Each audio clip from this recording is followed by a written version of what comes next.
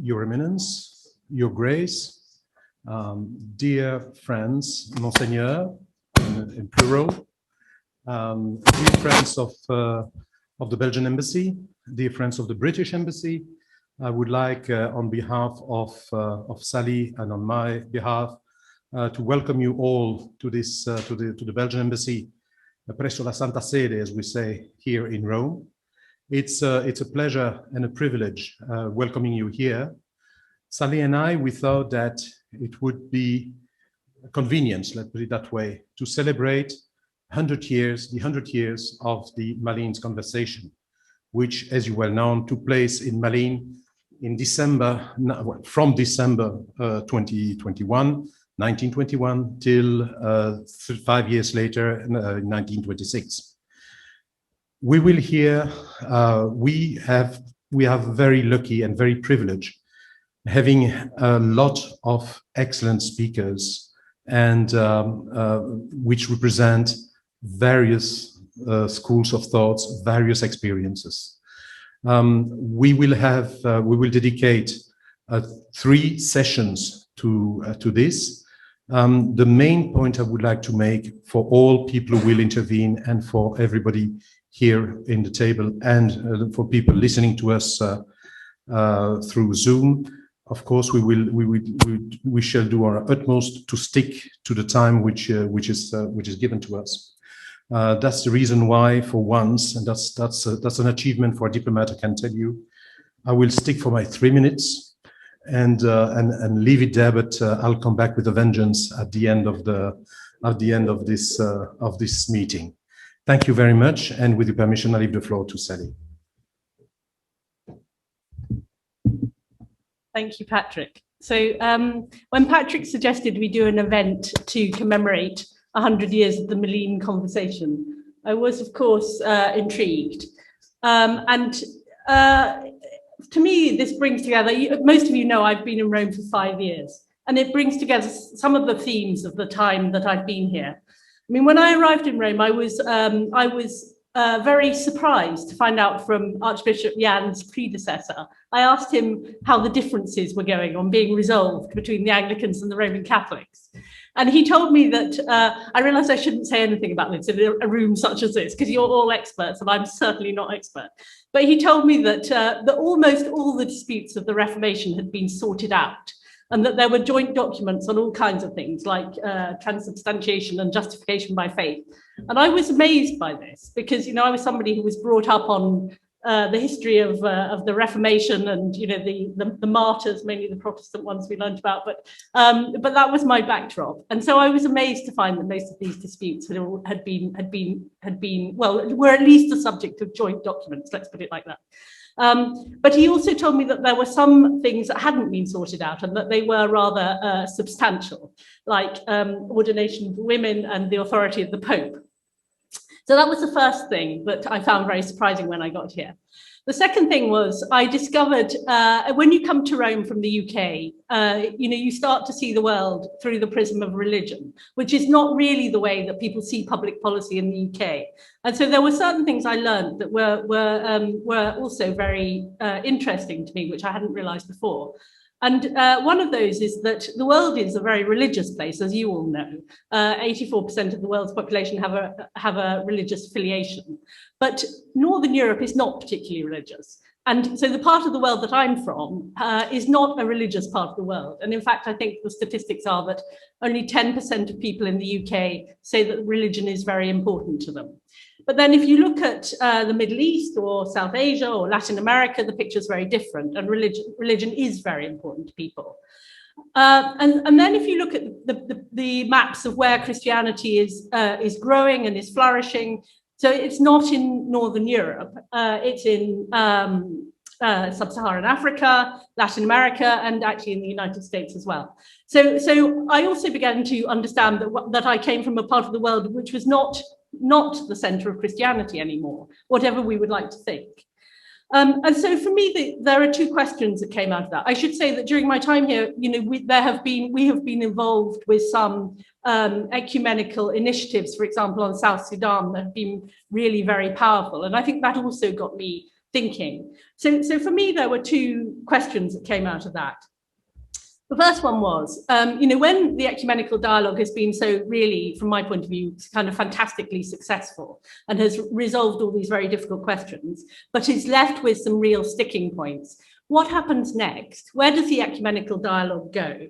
And in a country like the UK, where most people don't identify anymore as Christian, why are the churches divided and why are they not working together much more closely? Because if 90% of their message is the same, shouldn't they be allies? So that was the first question. And I think that Pope Francis has brought that out in a much wider sense in Fratelli Tutti, in talking about people of faith, not just Christians, but having a common approach to the challenges of the world. And the second question that came up for me was, what does ecumenism look like from a non-European perspective? I mean, I think we're so used to thinking of Rome as the center of Christianity and then Europe as a European continent.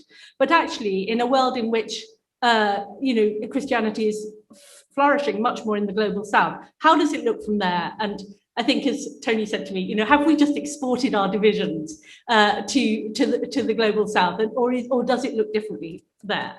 So from my point of view, Patrick wanted to celebrate the Malines conversation. I wanted to find some answers to these questions. So, if I may intervene, we Belgians, we never leave an opportunity to celebrate, passing by. So our interests came together and we organised this seminar. And we are really looking forward to what our speakers have to say. As Patrick has said, we're very privileged to have such distinguished speakers, but we hope that all of you in the room will also take part, because we know there's a huge amount of expertise in the room. So we are now going to start. Can I just say to the people online, if you want to ask questions, please use the Q&A, and I will pick questions from the online Q&A as well as from people in the room when we come to the discussion. Okay. Now we'll, with your permission, Sally, and with your permission, Your Eminence, the Primate of Belgium, Archbishop Kesel, could not be with us today for health reasons, but he sent somebody to deliver us a message. So will I leave the floor to Monseigneur de Smet, to deliver the message. Thank you.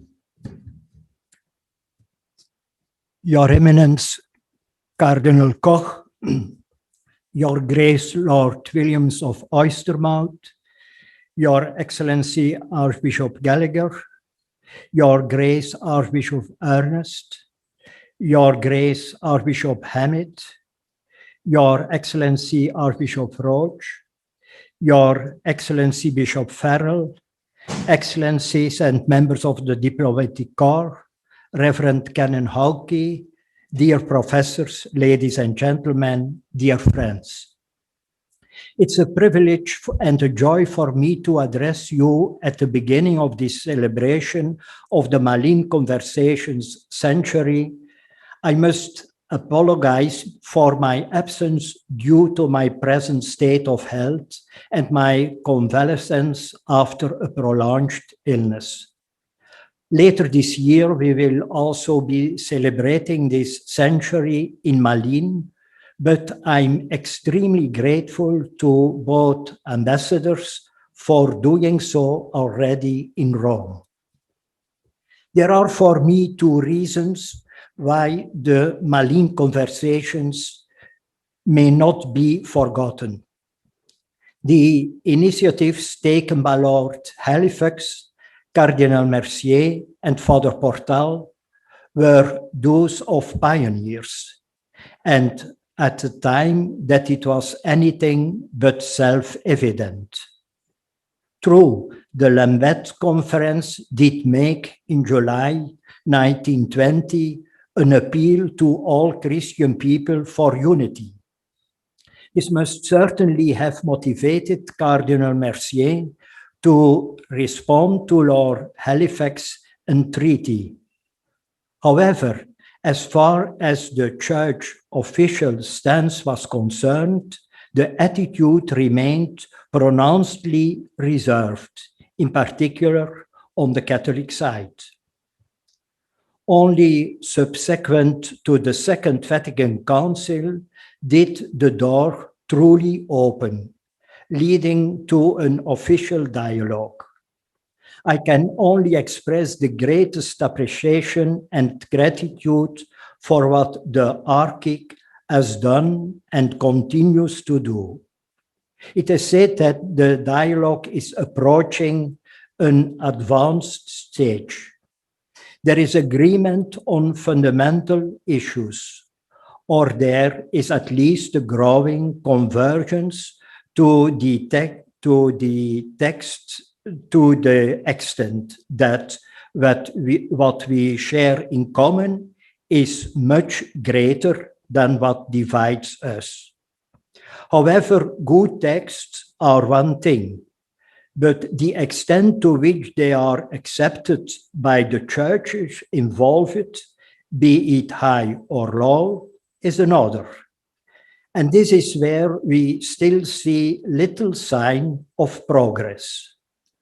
Some have spoken of a winter season. It is precisely in order to resolve this impasse that it is so important to recall what happened 100 years ago. However, there is an additional reason why it is so important not to forget this pioneering struggle. Our Western society has evolved from being a religious and Christian one into a secular culture. This does not mean that the end of the church and Christianity, but it does mean the end of a homogeneous Christian society. We live in a pluralistic culture where belief in God is no longer self-evident. This is a situation that demands unity in our testimony to the world. For in our very being, the church is a sign and a sacrament of unity, not only for herself, but also for the whole human family. It has been my experience on more than one occasion, even during official ceremonies, that the different Christian confessions are viewed as different religions. In all honesty, this always caused me great pain. Not only are we still divided, but we are also displaying it. Ecumenical dialogue cannot be confused with interreligious dialogue. Recalling the Malines Conversations reminds us of how urgent the issue of unity is, in particular, precisely the visible unity of the church. We speak here of unity in diversity, united, not absorbed, certainly, but definitely unity. This must call all of us to a time of true discernment, as Pope Francis likes to describe it. Discernment not only by the highest authorities of the church, but also by the church communities themselves. It is not good if every church or church community draws back on itself in identitarian reflex. This is why it is so important that we do not forget the pioneering period of the ecumenical dialogue.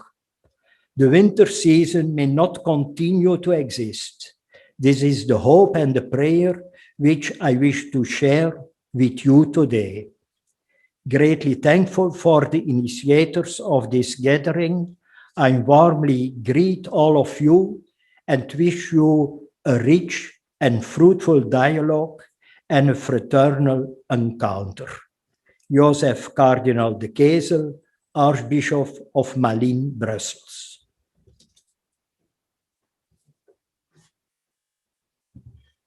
Thank you very much, Monsignor Smith.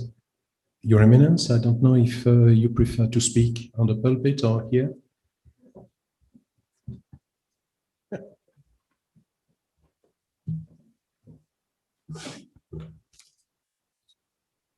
Your Graces, Your Excellencies, dear brothers and sisters in Christ, I would like first of all to thank their Excellencies Patrick Renault and Sally Axworthy for organizing the symposium, and to thank the Belgian Embassy for hosting us.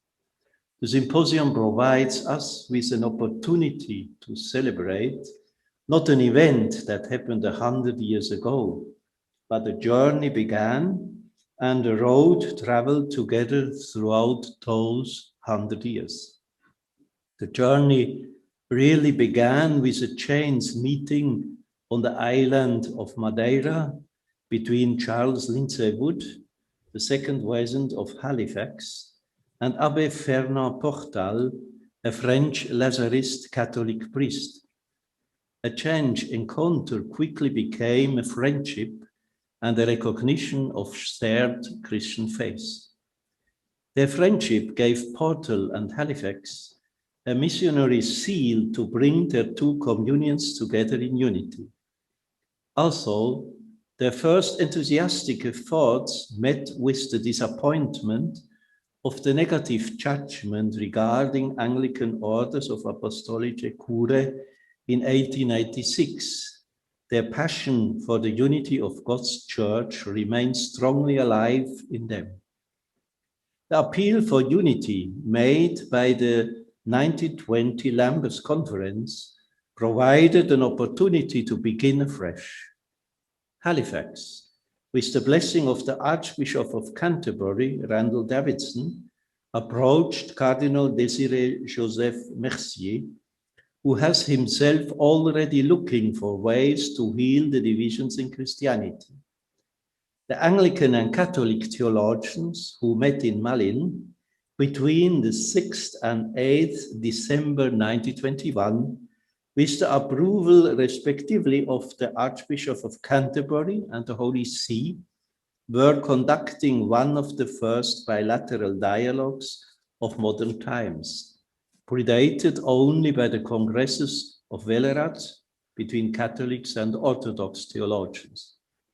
This form of dialogue between theological experts of two worldwide communion has particularly over the last 50 years become of a vital importance in our efforts to overcome the divisions between Christians and constitute much of the current work of our Pontifical Council.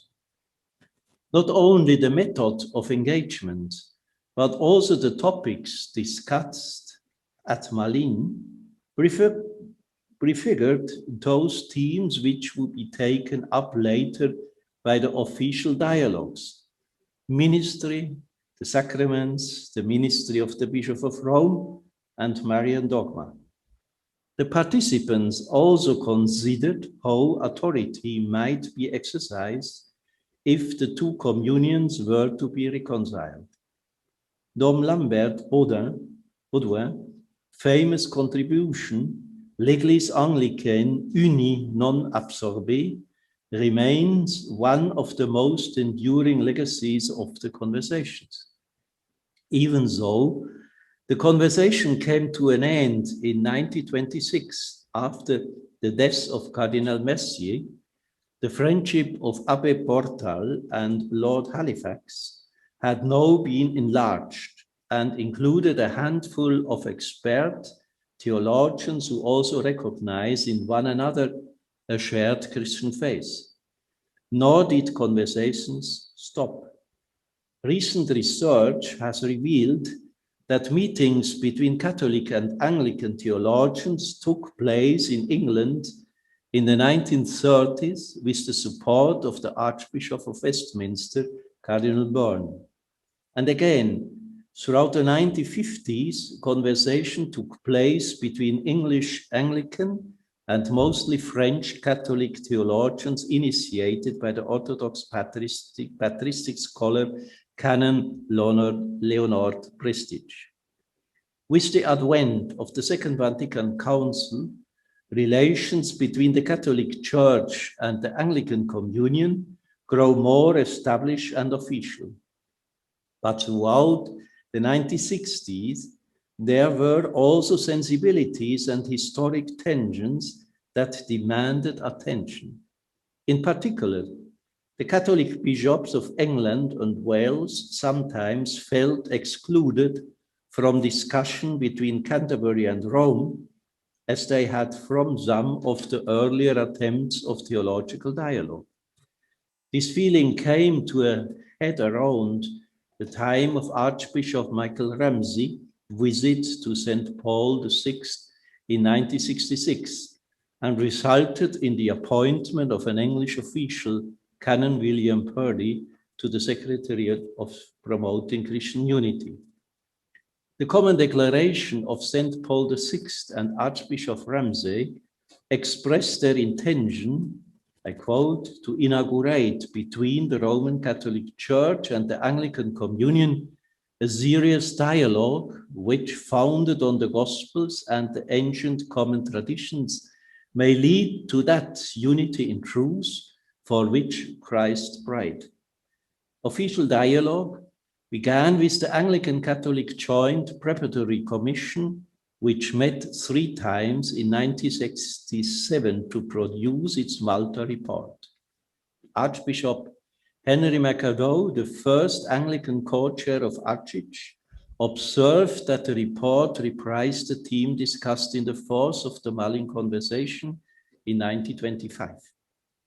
When the Anglican Roman Catholic International Commission first met in January 1970, it is significant that its 2 Catholic bishops were both thrown from the Catholic hierarchy.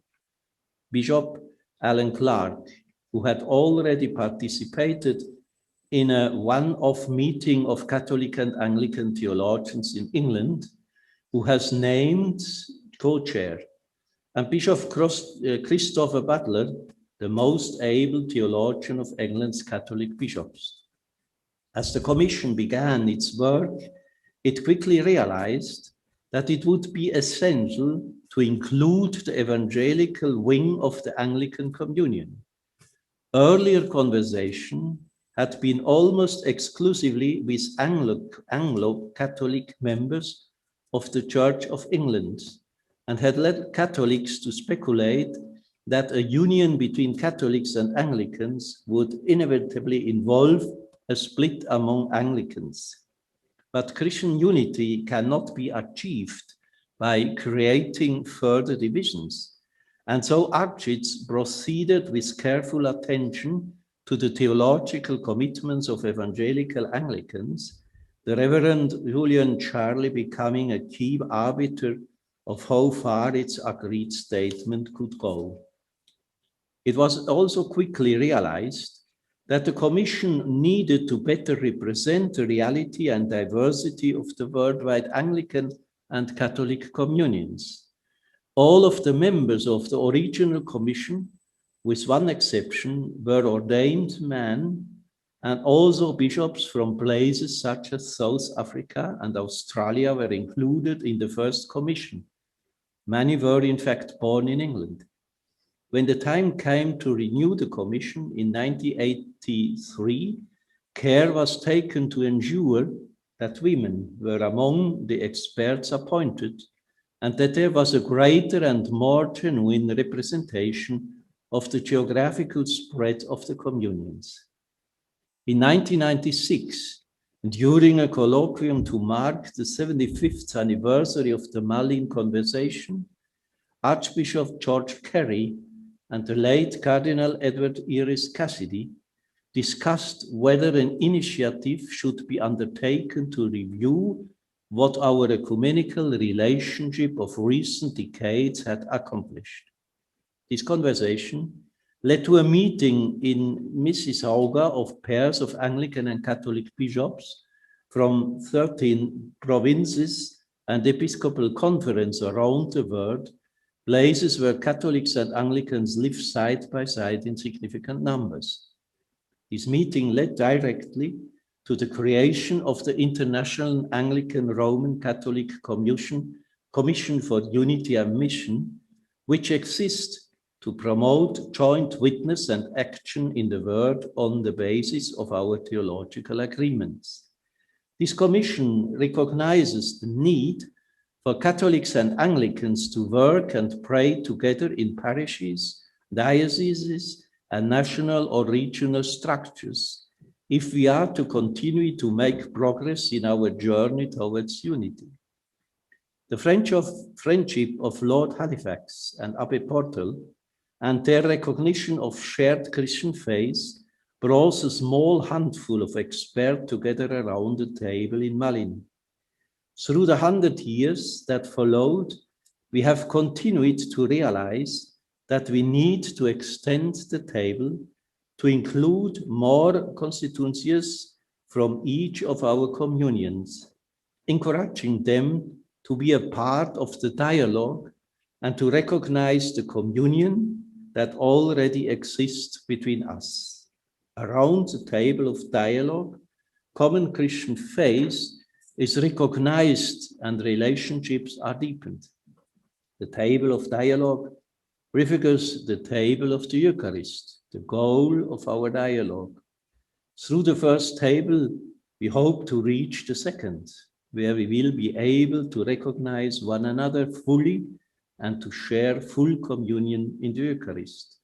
May our discussion today have this goal in mind. Thank you so much.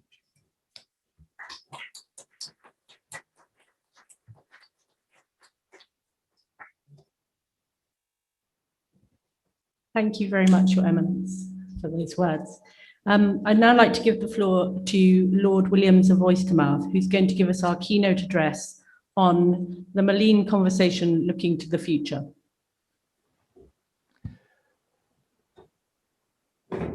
Your Eminence, Your Excellencies, Your Graces, brothers and sisters, it is a real pleasure and honor to be able to share in this commemoration of one of the most remarkable and creative ecumenical episodes of the 20th century.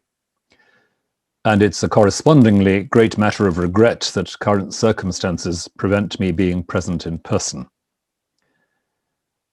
I'm happy to begin by expressing gratitude and appreciation to the embassies of Belgium and the United Kingdom for facilitating this event, and to the Pontifical Council for the Promotion of Christian Unity, to you especially, dear brother Cardinal Koch, for their characteristically warm support. The Malines Conversations were not in any sense a formal dialogue. They were colloquia of theologians trying to clarify where the most significant divisions between Anglicans and Roman Catholics lay, and whether the historical assumptions about the nature and extent of those divisions would bear close scholarly scrutiny. They arose, as we've heard, out of a particular friendship between two unusual figures, the Anglican Lord Halifax and the Roman Catholic Fernand Portal. And they preserved something of the atmosphere of an unusually erudite Edwardian house party. Both communions gave very cautious encouragement to the conversations, though the senior prelates most directly involved, Archbishop Davidson of Canterbury and Cardinal Mercier of Mechelen, knew that they were risking their reputations by even this modest encouragement.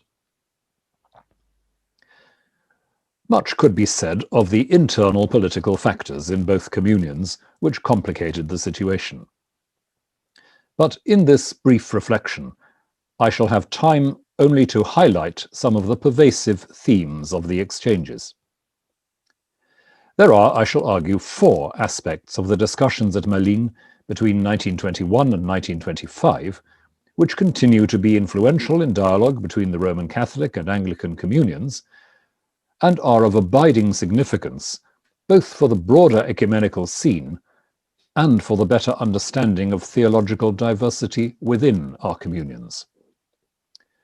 To sum these up very briefly, they are, first, the categories in which we can most usefully think about the exercise of the Petrine ministry. Second, the limits of diversity within a sacramentally unified church. Third, the relevance of non-Western Christian thought to the debates of Western Christianity.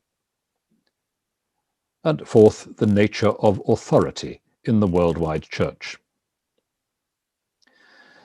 Such a list will be immediately familiar to all who have been involved in ecumenical discussion in the last half-century, not least in the Archic process.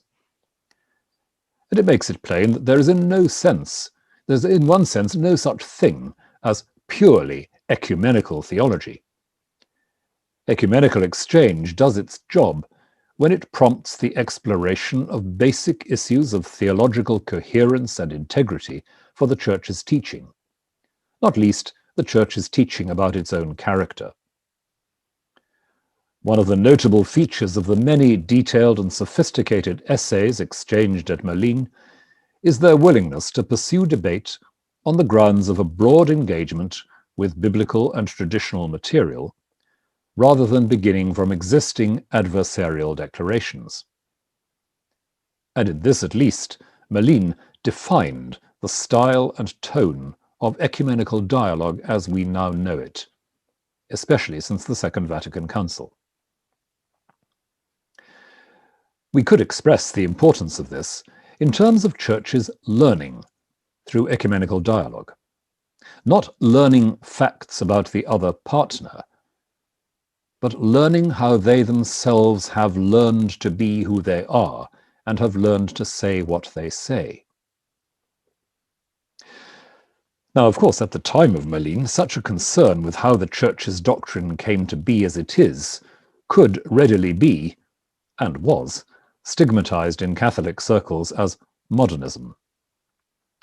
It's been pointed out more than once that the leading Roman Catholic scholars at Malines, while they could not themselves be fairly described as modernists, had digested some of the more positive and fruitful aspects of modernist argument, to the extent that they recognized the artificiality of neglecting the historical processes by which both scriptural and doctrinal formulations arrive at their definitive form. There are propositions which can be perfectly well understood irrespective of how you came to know them. Mathematical formulae, statistical patterns, accounts of chemical interactions. But there are others where understanding the wording of a formula requires you to grasp something of why this rather than that word was used, why this rather than that question was thought to need an answer. Intellectual history needs an eye for these issues, and understanding the language of, say, political philosophy will avoid gross misrepresentation only if the processes of refining that language are attended to. To say that this applies also to the history of doctrine is in no way to relativize claims to creedal truth.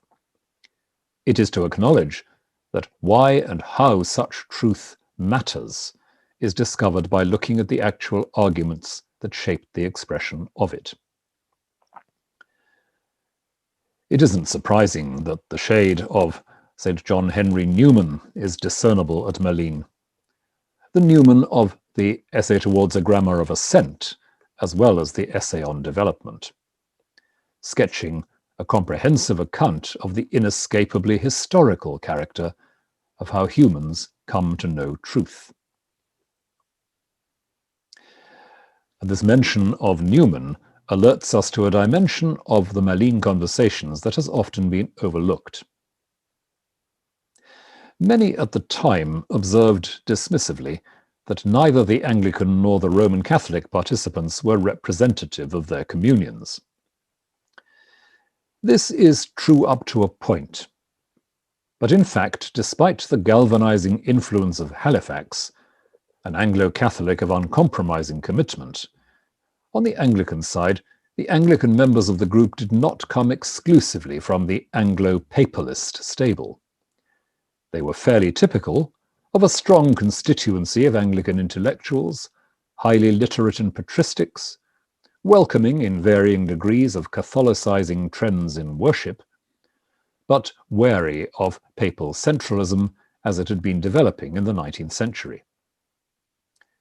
They were, in effect, exploring the possible implications of ideas about reunion, already advanced, as we've heard, by the 1920 Lambeth Conference in its appeal to all Christian people, which had envisaged, courageously, the possibility of some sort of mutual confirmation of ordained ministries between separated confessions as a route to organic unity. The Catholic participants, with their cautious sympathy for some of the methods of modernist scholarship, were probably less representative than their Anglican counterparts. But it is just this that makes them now seem interesting, in that they were beginning to lay the foundations for the ecclesiological revolution of Vatican II. Apart from the fact of the personal links connecting some of them with the pioneers of the Nouvelle Théologie of the post-war period, we can see in their contributions a willingness to think about the nature and the limits of the Church in sacramental terms rather than juridical. We can see a recognition of the one-sidedness of Vatican I's version of papal authority, and of the need to balance this by a more localist and synodical account. We can see a willingness to approach the biblical material around the Petrine ministry and charism with a slightly more nuanced eye, and a measure of agnosticism about whether a global Catholic identity must entail what you might call a global ecclesial culture. In some of these areas, they actually open up more new avenues than their Anglican counterparts, just as Vatican II, in some important respects, defined a wider horizon than most contemporary Anglicans in the 1960s could imagine. What, for the Anglicans involved at Malines, was primarily a plea for the possibility of a concessionary level of juridical autonomy for the Church of England in relation to the See of Rome, could be seen by the Roman Catholic participants in the wider context of a worldwide church already existing in a multiplicity of cultural environments. It's worth remembering that the Anglican Communion as we now know it was still rather embryonic at this point, and very definitely bound up with the politics and culture of an imperial history. Perhaps we can say at least that the way in which the Anglican question was raised at Malines served as a crucial catalyst for the new thinking that the Roman participants began to sketch out. Not quite that the Anglican members of the group persuaded their colleagues to a set of Anglican conclusions, but more that the Anglican concerns uncovered a richer seam of theological reflection for the Roman Catholic divines to work on. But this brings us to the four particular areas I mentioned earlier. It's very striking that an Anglican like Armitage Robinson, Dean of Wells Cathedral, former Dean of Westminster, probably the furthest away from full-blooded Anglo-Catholicism in the Anglican group, was prepared to think about what might be involved in a Petrine ministry that did not insist on universal jurisdiction as hitherto defined. And Dr. B.J. Kidd of Oxford likewise raised the question at Malines of whether the repudiation of the Pope's jurisdiction in its medieval form meant that the Church of England could never recognize any kind of universal ministry of unity in the Roman See. The underlying question is whether any doctrine of a Petrine charism in the Church must of necessity involve a canonical structure in which the Roman See determines the discipline and liturgy of local churches, let alone the most robust version of this approach, in which the authority of every local bishop is in some sense derived from the See of Rome. The third of the Malines meetings spent a great deal of time on this, with the Roman Catholic participants, Pierre Battifolle in particular, carefully defending the case for universal jurisdiction, but granting that its exercise could and should be, as we might put it, reactive, set in motion only by crises that proved irresoluble at local level. The details of these debates need not detain us now. The main point is really the acknowledgement, evident on both sides of the discussion, that the canonical vocabulary of universal jurisdiction was an imperfect vehicle for discussing the Petrine ministry as a theologically grounded element in the Church's life. But once this is granted, then, as the Anglicans at Malines insisted, the issue arises of whether doctrinal developments endorsed by the papacy necessarily have the character of universally binding truths. A papacy conceived along the lines of the rather qualified model under discussion might reasonably be called upon to adjudicate whether some emerging doctrinal, liturgical, or devotional idiom was a recognizable, defensible development of an already agreed dogmatic position. But did such an endorsement mean that it was now the only orthodox way of expounding that agreed position?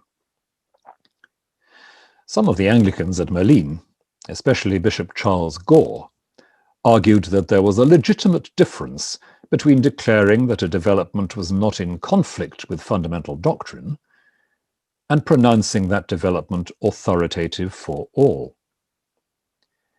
In a move very familiar in Anglican apologetic, Bishop Gore wanted to distinguish between a universal doctrinal deposit, broadly speaking the definitions of the first four ecumenical councils, common to East and West, from later refinements, especially in sacramental theology and Mariology.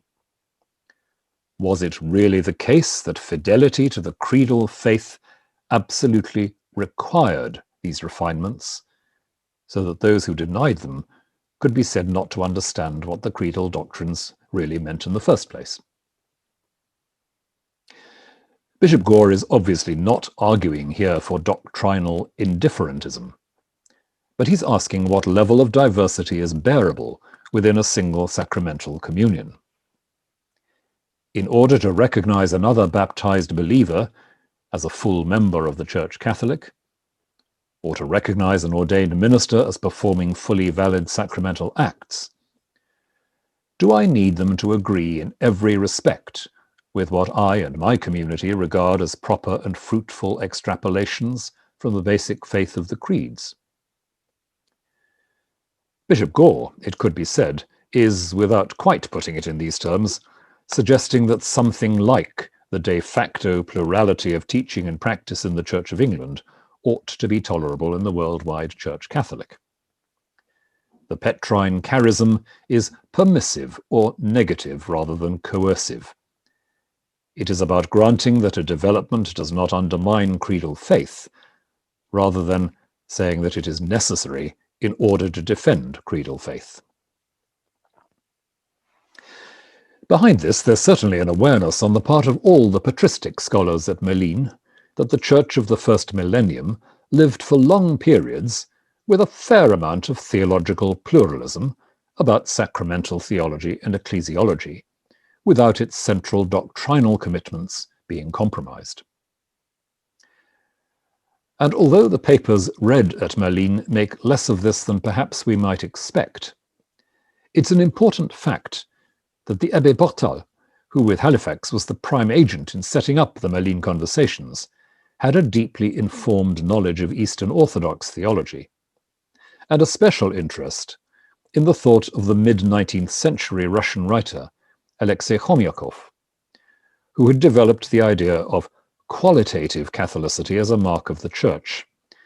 Catholicity, that is, not as a mere de facto universality, but as a habit of mutual attentive love and service. Catholicity in this sense needed no formal or institutional instrument to pronounce on its presence or absence. It was embodied in the sheer sacramental fact of the Eucharistic community, or the community of Eucharistic communities united in mutual prayer and gift. Within such a network of communities there might be a degree of contingent diversity, but the only thing that could really rupture this unity would be a practice or teaching that denied the central mystery of the work of Christ and the Spirit in the Church. Now this, looking back beyond the high medieval synthesis, and stepping back from the categories of straightforward canonical criteria for Catholicity, is another version of the first point we looked at, the inadequacy of juridical language for theological discernment. Whether articulated or not, it is very much in the background of Portal's vision for what a reconciled church might think about itself. And interestingly, he is one of those who transmits Chomyakov's concerns to the Catholic mainstream in the 20th century, through his influence on Yves Congar, with his groundbreaking work on the theology of Catholicity. Some Anglicans were already aware of this theological world. Chomyakov had found friends and interpreters in England in the 19th century, and Walter Freer, a member of the Malines group, became something of an expert on the Russian Church. And this idiosyncratic but influential Eastern perspective is a very significant aspect, I would argue, of the hinterland to the Malines Conversations. Once again, the conversations are opening new doors. While some Anglicans had since the 17th century seen Eastern Orthodoxy as a potential ally against papal errors, what is unprecedented at Malines is the willingness among Roman Catholic theologians to allow something of this perspective to shape an intra-Western dialogue.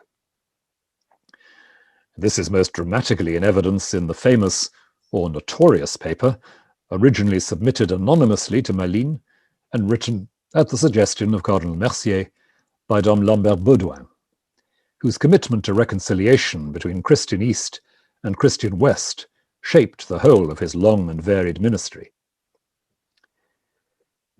He proposed treating the Anglican Church as a patriarchate, comparable to the Eastern Rite churches reunited with Rome, having its own liturgy and canon law. Baudouin's historical arguments are quite untenable, but it is a telling suggestion. Implicitly, he is challenging the monolithic model of unity taken for granted in the Christian West in and after the Middle Ages. And, to echo the terminology used earlier, he is asking whether unity entails a unitary ecclesial culture. But the deeper question is still what the effective exercise of authority is like in a united church. As I've already hinted, one of the issues arising in the Malines discussions is the distinction between what I called a reactive use of authority and something more independently directive. The former, which the Anglican participants are manifestly ready to discuss, is a matter of having an appellate authority which can respond to crises of Christian identity, stepping in to defend the integrity of the Church itself. The latter, the more directive interpretation, which the Anglicans regard as licensed by most current interpretations of Vatican I at the time, is tied up with the idea of something like a charism of doctrinal refinement, which can be exercised even when there is no substantive crisis, and which is hence allied to infallibility, as defined in Pastor Aeternus. In somewhat different terms, as outlined by the Anglican theologian and philosopher Austin Farrer in an essay of 1968, it is the distinction between the authority to resolve what is lawful and the authority to declare what is true. One of the major items of unfinished business in the Malines exchanges is whether the theology of a Petrine charism has to include the second kind of authority, and what exactly that might mean.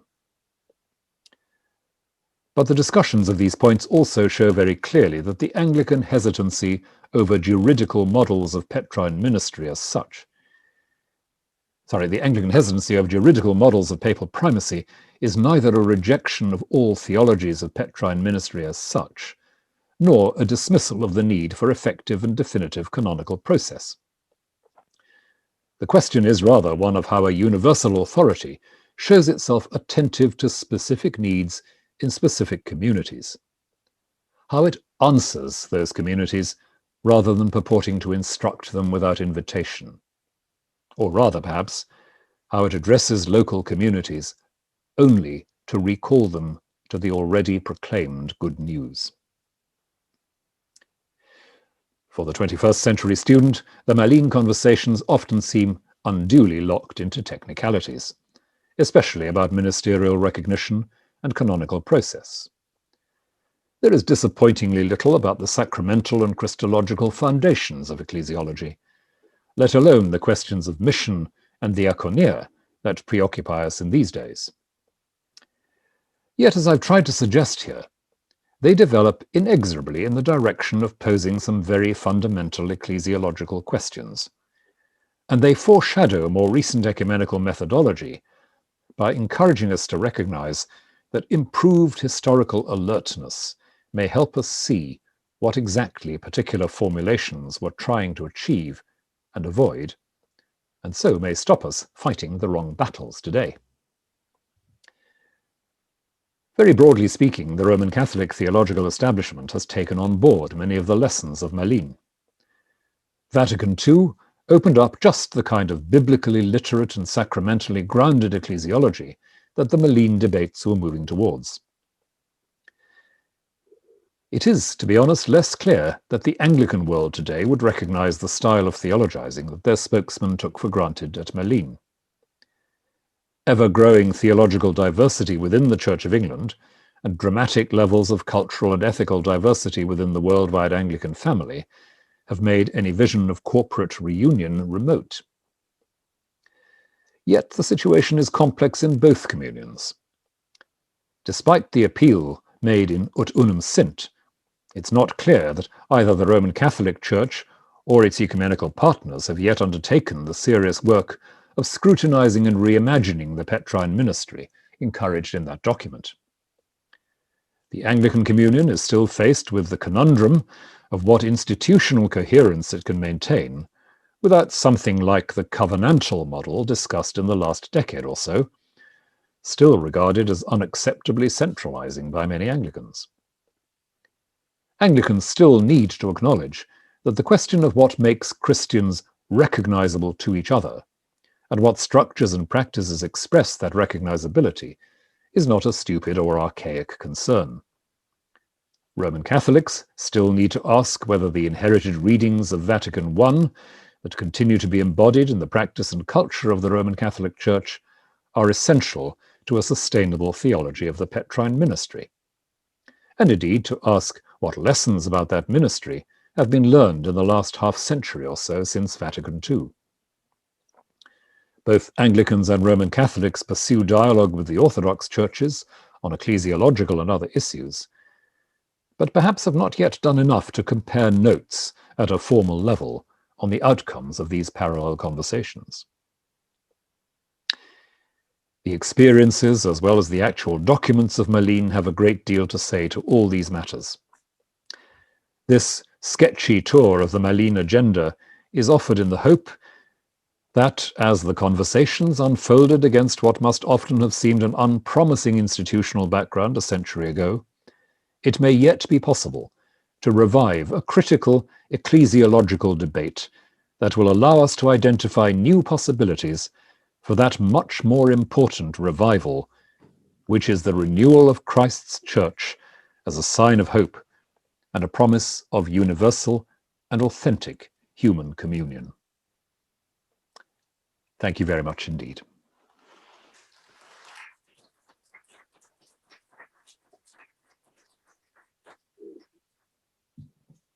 Thank you very much, Lord Williams. I think you have set out for us that if I understood it correctly, the debates of Malines are still very much needed today, and that some of the questions which weren't answered remain to be answered. So thank you.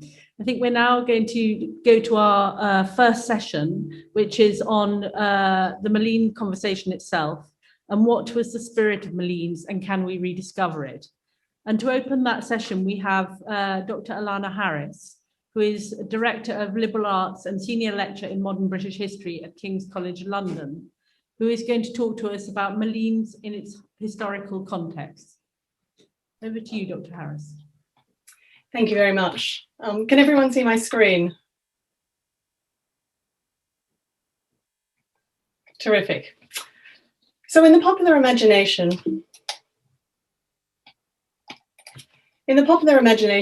No, Roaring sorry, 20 Dr. Harris, we can't see your screen. You can't see your screen. Could you possibly share from your end? Because I'm having difficulty at this end. Hold on. Can you do it? We don't have your file. Okay, I'll just proceed, shall I? Yes, please. Okay then. Thank you very much. I'd like to echo Lord William's greetings to the conference participants and regrets for my non-attendance in person.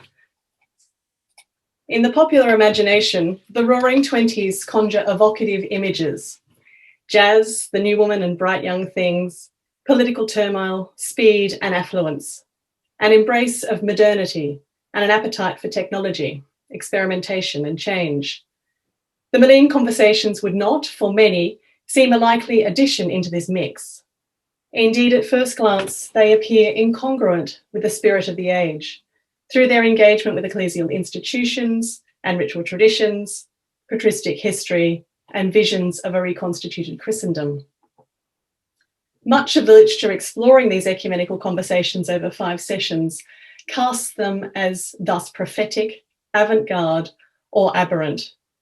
Yet I contend we can understand the nature and tenor of these conversations better if we situate them socially and intellectually in their historical context. And here I'm going to pick up some of those political tensions to which Lord Williams alluded. From the vantage of the modern historian, the participants were shaped by, even if reacting against, the characteristics of their age. Moreover, through a lens focused on the actions of an educated and energetic laity and a theologically sophisticated religious clergy, rather than encyclicals and episcopacies, those juridical undergirdings, a different picture emerges. Lord Halifax and Abbé Potel can be viewed as one strand of a little appreciated cross-current within our churches, conjuring eddies or making waves well before the Second Vatican Council's 1964 decree on ecumenism. So how do we understand the historical landscape surrounding their enterprise? The influential Marxist historian Eric Hobsbawm identified the beginnings of his age of extremes with the First World War and its aftermath. For the churches, the fields of Flanders exposed the inadequacies of religious formation and classroom catechetics, as well as an appetite for so-called trench ecumenism. It is important to remember that Cardinal Mercier's authority and standing vested on his war record, as well as his scholarship and ecumenical orientation. The war also illuminated the devotional eclecticism of the Allied soldiers, those who sought protective succor in the emerging cult of soon-to-be canonized Therese of Lisieux. It's notable that just as the Malines Conversations were starting, the Archbishop of Canterbury was also convening his Committee on the Ministry of Healing. The sort of extremes Hobsbawm contemplated were obvious from 1917 onwards: increasing class consciousness, the rise of socialism and materialism, and a counter-reactive trend towards authoritarianism and fascist popularism. Just a few months after Cardinal Mercier's death in May 1926, Britain was paralysed by the 9-day general strike, the only such occurrence in British history, in which 1.7 million workers withdrew their labour. In a markedly different stance to those of his predecessors dealing with the 1889 London dock strike, Cardinal Bourne of Westminster declared the strike to be a sin against the duty which we owe to constituted authority, and that Catholics are bound to uphold and assist the government. The English Catholic Church could feel confident in making such political pronouncements and was unabashed in asserting its authority over a mostly working-class flock. While Catholics constituted just around 5% of the population, the community which would celebrate the centenary of Catholic emancipation in 1929 was confident and rapidly expanding. With conversion rates running around 12,000 people per annum, many believed that Rome's clear position on the moral issues of the day was a clear draw. Meantime, Archbishop Randall Davidson was weathering his own controversy, namely the clashes between the Anglo-Catholic and Reformed parties in the vituperative debates in Parliament around amendment of the Book of Common Prayer. Contrasting sharply with these dogmatic fault lines in political ideologies and liturgical theologies, the irenic, candid and optimistic conversations across theological difference on the continent appear profoundly countercultural. In their relationality and their receptive ecumenism, to use an anachronistic term, there was a marked eschewal of the ideological extremisms of the day. Another characterization of this period, coined by my former King's colleague Richard Overy, is that of a morbid age. In his rendering, fears of war, experiences of economic collapse, and emergent frameworks of Freudianism, eugenics, and secular internationalisms shaped radically different utopian and dystopian visions of the future. The Anglican and Catholic churches, for good and ill, were not insulated from these ideas. Following on from Catholicism's late 19th century modernist crisis, many of those Anglicans most interested in corporate reunion sought conversation because of the perceived modernist tendencies within their own communion. If the 1920 Lambeth Conference's appeal to all Christian peoples is a pertinent starting point for historical contextualization, so too is Lambeth 1920's Resolution 68 on contraception. This was, of course, overturned at Lambeth in 1930. Rome's response was swift and unequivocal by means of Pius XI's encyclical Casti Connubii. Little remembered, though, is this catalyst to an immediate, grassroots, defensive ecumenism in Britain. The League of National Life, founded by Dr. Halliday Sutherland of the Marie Stopes libel trials, assembled Anglicans alienated over Lambeth's sanction of birth control, such as Bishop Gore and Canon Edward Littleton, with Hilaire Balloch, the Duke of Norfolk, and the Dominican ecumenist Bede Jarrett. From these designations of the 1920s by social and political historians, I turn finally to the framework used by historians of religion, who draw upon the sociologists Durkheim and Weber to chart the contours of secularization and a decline in the social salience of religion.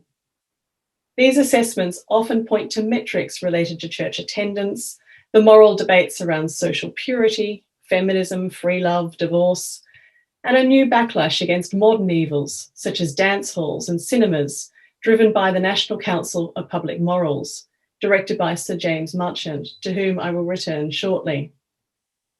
In a certain rendering, the birth of the modern ecumenical movement at Edinburgh in 1910 and the highly encouraging overtures between Anglicans and the free churches through the 1920s could be deemed, or was deemed by some, a symptom of weakened Christian institutions seeking to bolster their collective salience, to resist Christianity's marginalization to the peripheries of social significance.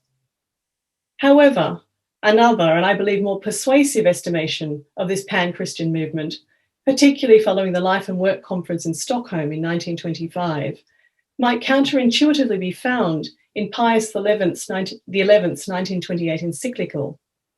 In the Pope's condemnation of the movement for Christian unity as a dangerous fallacy, there is a tacit recognition of its growing credibility and increasing dynamism, deemed sufficiently significant or dangerous to warrant papal denunciation.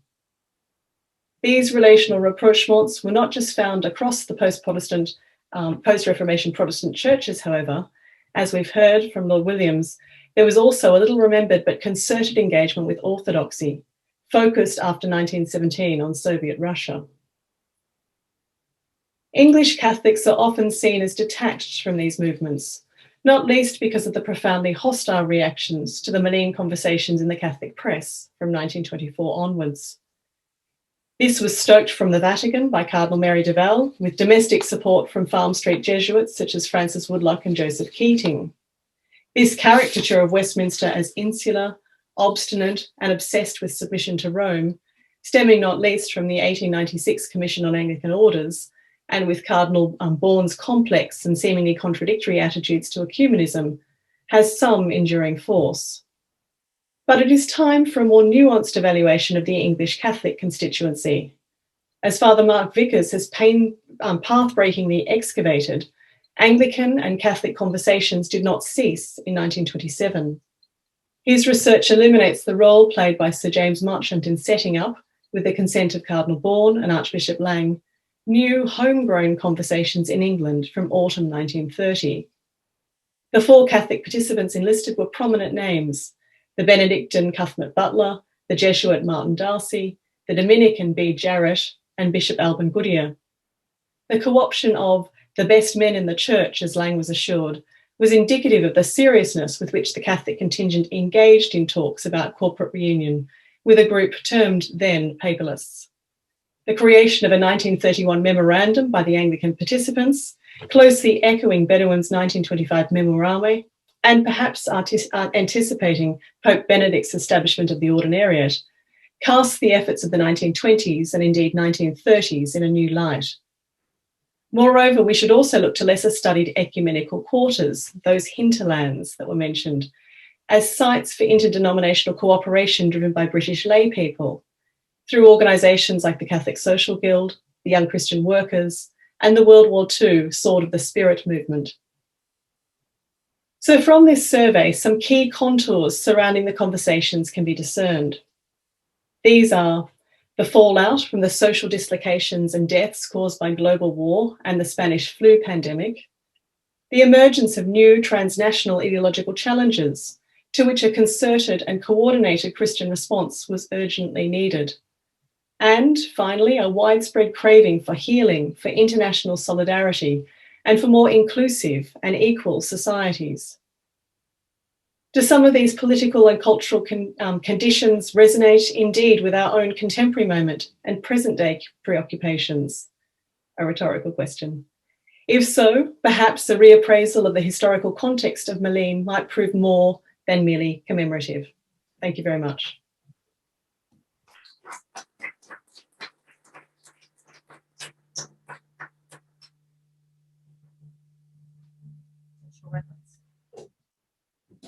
Thank you, Alana. Thank you for that very interesting survey of the historical context. And thank you for your reappraisal of it as well, some of it at least at the end. We'd now like to welcome Professor Dr. Jan de Maeyer, who is Professor of Church History in the Faculty of Theology and Religious Studies at the Catholic University of Louvain. And he is going to speak to us about Cardinal Mercier's ecumenical visionary, ? Thank you. You understand me well? No. Okay. So, Your Excellencies, Your Eminences, Your Graces, Monsignori, ladies and gentlemen, who was Cardinal Mercier? I have a PowerPoint, please. That's not the right one. It's on Mercier. Sorry.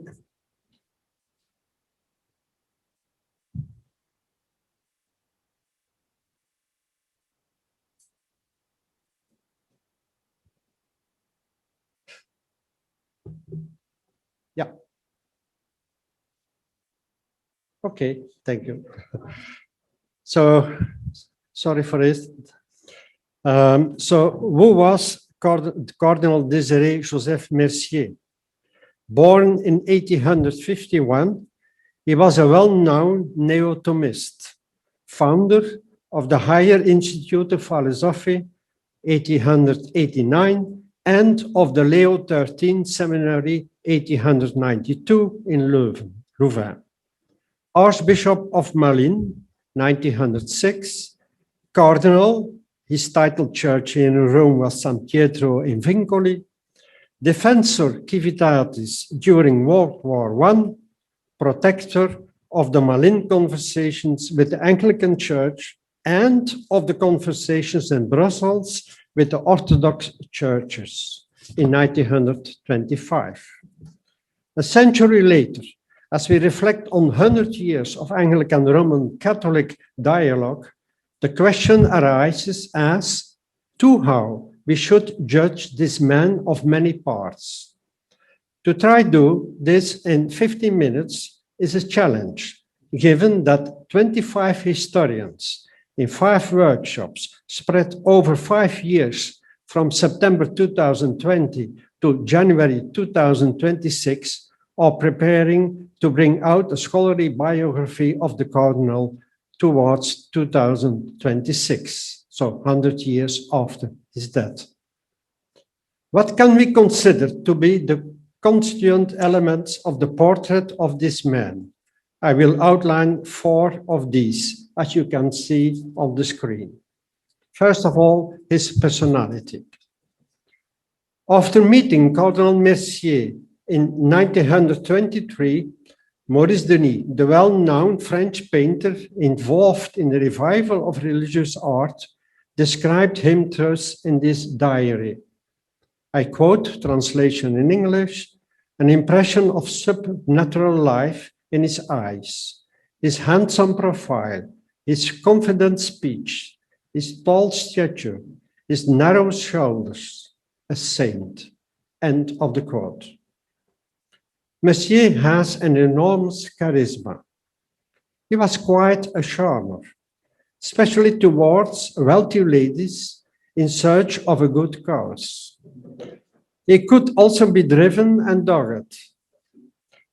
Eager to learn, idealistic and deeply religious, the priesthood was the ultimate fulfillment of his calling to be a mediator between earth and heaven. As the open-air altar on the roof of the professor's house in the Leo XIII seminary in Louvain would seem to suggest. For Mercier, the priesthood was something sublime. In a certain sense, Mercier was a man of contrasts. In essence, he was highly spiritual.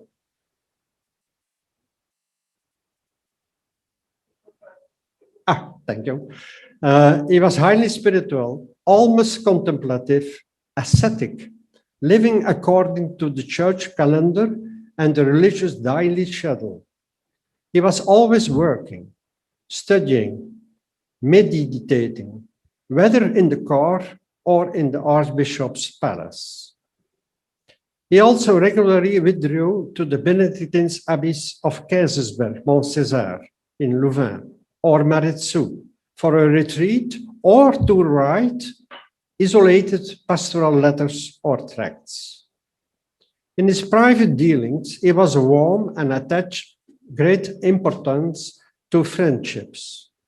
Outwardly, he was a steadily prelate, constantly concerned with his image.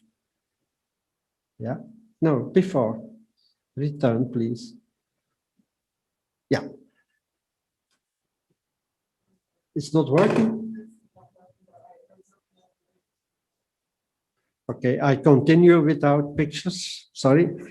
Outwardly, he was a steadily prelate, constantly concerned with his image, a public figure who enjoyed grand liturgical ceremonies or Catholic events. In a sense, he was a media figure avant la lettre. But this because he wanted first and foremost to be an interpreted apostle with strong opinions. His motto was Apostolus Jesu Christi. A man with a vision, second point.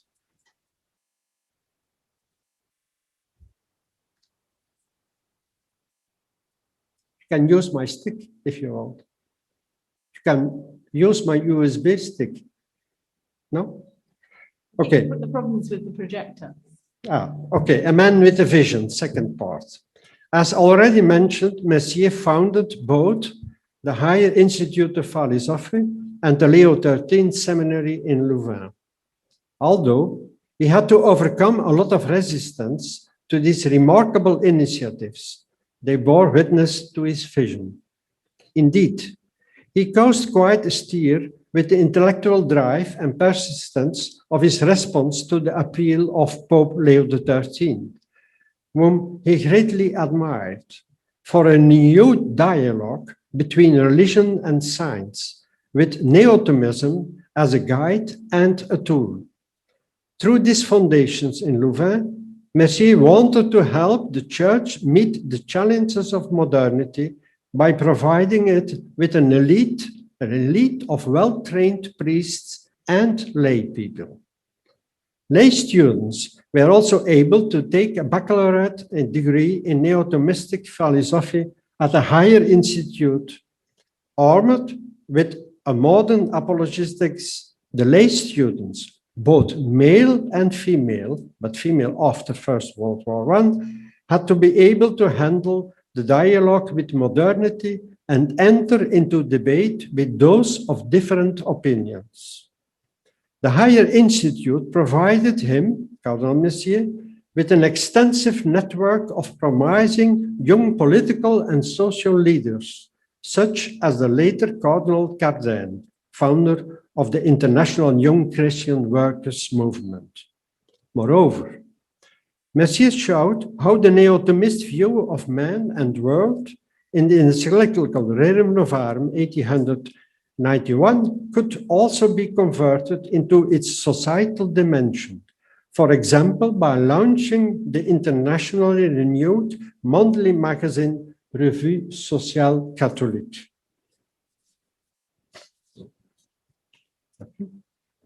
Three, modernity as a challenge. Cardinal Messier did not believe that religion and the churches were in an unholy confrontation with modernity, as suggested by Pope Pius IX, the Black International, Ultramontanism, or Pius X, Anti-Modernism, La Sapinière. In the view of Messier, dialogue was a sign not of weakness or spinelessness, but of strength, and did not detract from the significance or rights of religion and the church. He himself made extensive use of the possibilities of modernity and of modern means. Once Archbishop, he quickly bought a car, equipped with a fold-up writing table, always working, engaged with modern media, newspapers, weeklies, and carried out a policy of keeping himself in the public eye. He was, as I mentioned earlier, well aware that the use of modern media heightened his visibility. He devoted himself to the education of girls and young women, convinced that as wives and mothers, they could not function in modernity as transmitters of the faith to their children without proper training.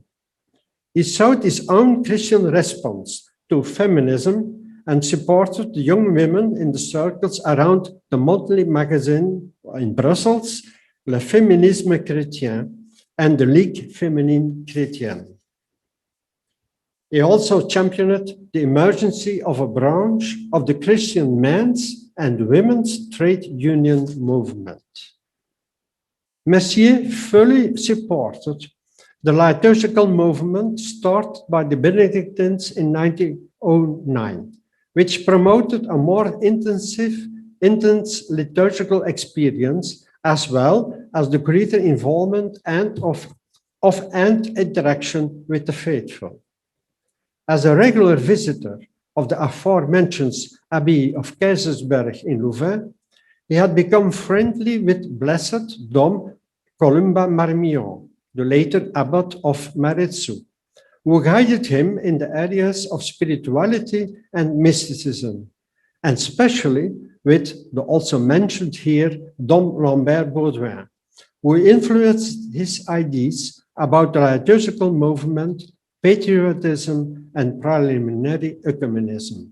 I would say, also make the reference to George Bell, the Anglican Bishop of Chichester, also influenced by Baudouin's views on liturgy.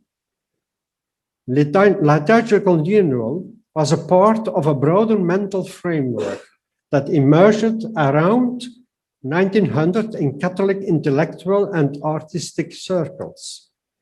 The idea was that art could be an active carrier, even an interpreter of a religious message. Just as the liturgy could move, so could art, to such an extent that it would lead to conversion. In Messier's circle of friends and colleagues, under the motto Nova et Vetra, Durandal, ethics and aesthetics were gradually separated, and despite the prevailing neo-Gothic paradigm, Art Nouveau came also to be considered as a contemporary formal language. So Mercier allowed concrete churches to be erected in Brussels after the First World War, and he continually defended the expressionist Stations of the Cross by Albert Servaz. You see here one of the pictures of the cross. As with scientists and theologians accused to modernism, he also defended artists when they evinced a sincere search for the truth, the good, and the beautiful. Fourth, last part. An intellectual with an open mind, an early economist. How can we explain and interpret the attitude of Mercier? Although not widely known, the liturgical movement just mentioned was a significant factor here. The search for liturgical renewal since the end of the 19th century had directed attention to liturgical and historical practices in the Orthodox churches and in the Anglican Church. With regard to the latter, one might also remember the historical sympathy in Belgium for the Oxford movement and the figure of the also mentioned Cardinal Henry Newman, as well as a considerable English colony in Bruges, both Anglican and Catholics in the 19th century until the First World War. The somewhat forced contacts during the First World War, for example, between Belgian refugees and their chaplains in the United Kingdom, also played here a role. In any case, on the basis of his experiences during the war and his trip to the United States and Canada in 1919, Mercier softened his initially sharp anti-Protestant views.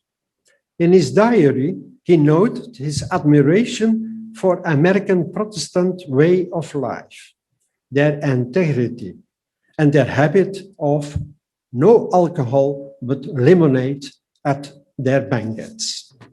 End of quote. A third factor, a very important factor, third factor was the Russian Revolution of October 1917 and the establishment of a unitary communist state. Mercier was deeply disturbed, and not only for social and ideological reasons. He was also concerned in the outline of Equidem Verba of Pope Pius XI, 1924, about the fate of the Russian Orthodox Church in the face of the Bolshevik persecution. Developments in Russia reinforced his conviction that only church unity could offer a stable response to the destructive power of war, revolution, and totalitarianism. In one of his most noteworthy speeches on September 25, 1925, he outlined his dream of church unity. I quote English translation, that is, to dispel misunderstanding, to free oneself of prejudices on both sides, to re-establish historical truth. Our task is to remove, as best we can, the obstacles to the union. The union itself will be the work of grace at a time that divine providence deigns to choose. End of quote. The fourth significant factor was the vision of the already mentioned Dom Lambert Baudouin. At that time, a teacher at St. Anselmo here in Rome. In 1924-1925, at Mercier's request, Baudouin wrote down his ecumenical vision in this remarkable, already mentioned by other speakers, text entitled, English translation, United but not subsumed Anglican Church. L'Église anglicane unie, mais non absorbée. Jacques Mortiaux and Raymond Lohnbeck, who make a lot of studies on the figure of Dom Lambert or Baudouin, offered this judgment of him. As an ecclesiologist, he envisioned a decentralized church that moved away from a monolithic approach to rights, discipline, and government. What Rome permitted to Eastern churches that recognized the primacy of the Pope, he extended to a part of the Western Church. As an ecumenist, he distanced himself from the prevailing unionist mentality, which equated reunification with a return to Rome.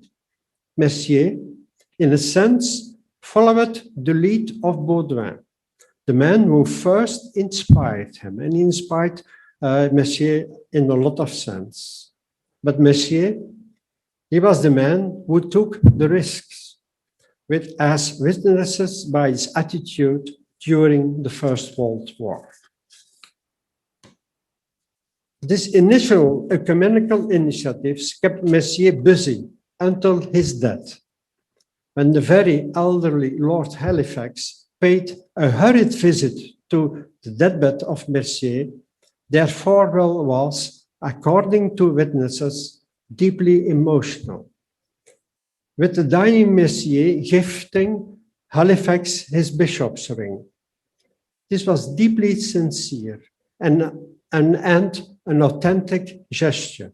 Think on Pope Paul VI and Archbishop Michael Ramsey in 1966, the same attitude or the same gift. Although Mercier was no stranger to some sense of drama.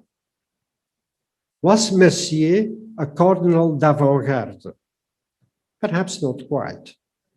He was a little too much of the strategic apologist for that. Was he a forerunner of ecumenism? In a sense, yes. In that he held out the dream of church unity that would bring about a preliminary dialogue. Above all, Mercier was a man with a vision, strongly influenced by Lambert Baudouin. The vision of a strong church in modernity, resting on a trained elite, priests and lay people, both male and female. A daring man, he always and everywhere stood up for his own strategic vision. Thank you very much, and my apologies for the technical problems.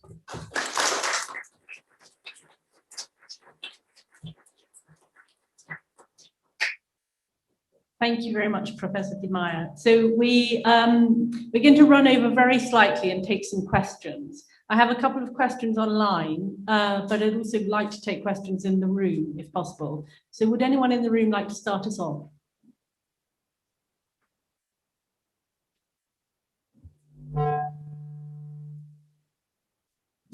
Would this seat be included in the room as well? I would like to, and it's a question to Professor de Maeyer and his colleague.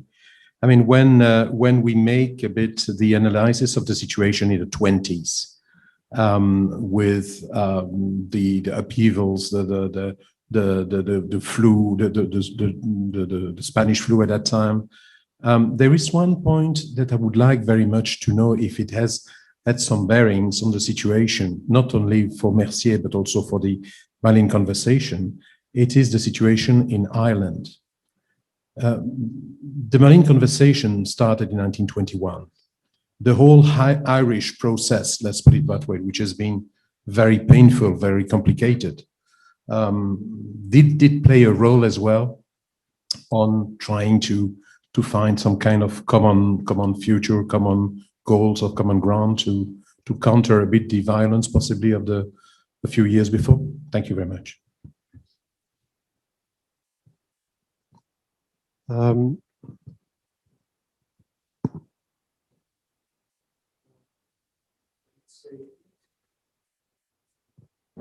Yeah, I would say wait on the biography.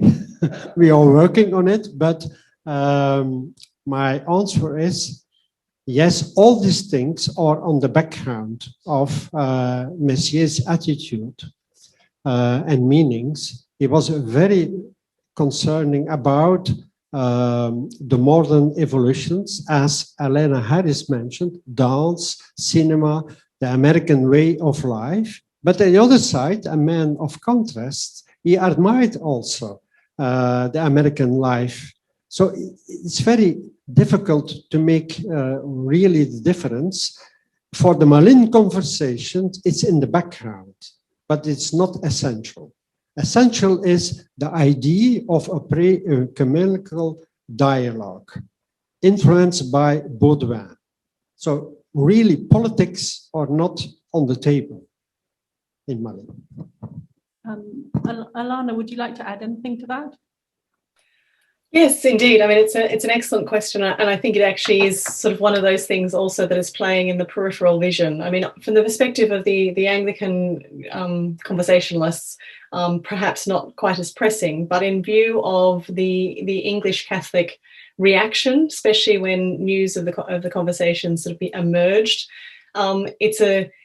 the English Catholic Church sort of in the 20s feels itself to be in this sort of slightly embattled position in view of the Irish situation, but also in view of the very vibrant sort of situation with the conversion rate too. So I think it gives rise to something of that sort of slightly sort of more sort of ghettoized, sort of slightly sort of more triumphant or obstinate sort of constituency that was thinking actually about domestic issues, but also very sort of concerned to be sort of part of the conversations because of the intricacies of an English Catholic community that, of course, is very much influenced by and inflected with what's happening sort of over the Irish Sea, and the Irish sort of working class Irish within the community in England too. So I mean, it's certainly there, but it plays through in very sort of subtle and sort of latent ways, is what I would say. But I'd be keen to hear what Lord Williams has to say too.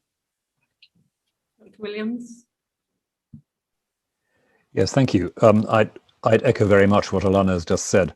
I think there is a persistent sense in the Roman Catholic community in England of two strands of historical victimhood, and the sense that their fellow religionists on the continent of Europe are, so to speak, bypassing this to shake hands with the oppressor, the historic oppressor, the Church of England, doesn't really help things like the Malines initiatives to find a home within the usual English Catholic circles.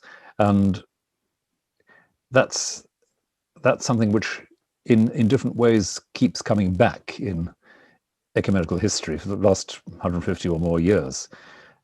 Interesting that Pope Leo XIII had made an appeal to the English people a couple of decades before, which was partly to do with the recognition that England was a primary imperial power whose sympathy and support for the Vatican was highly desirable.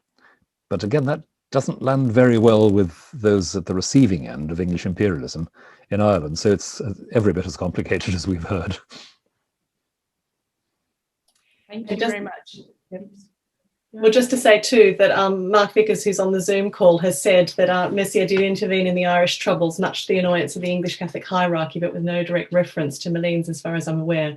So that's very, very helpful too. And of course, Father Vickers' book is terrific and really helpful. So thank you for that contribution. Thank you, Alana. Father Jerry Whelan.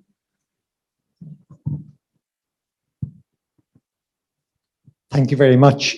You'll notice my Irish accent, but my hand was up before this very interesting question arose, so I'll ask a different question. If I may ask a question of Lord Williams, the Pope Francis talking about a synodal church.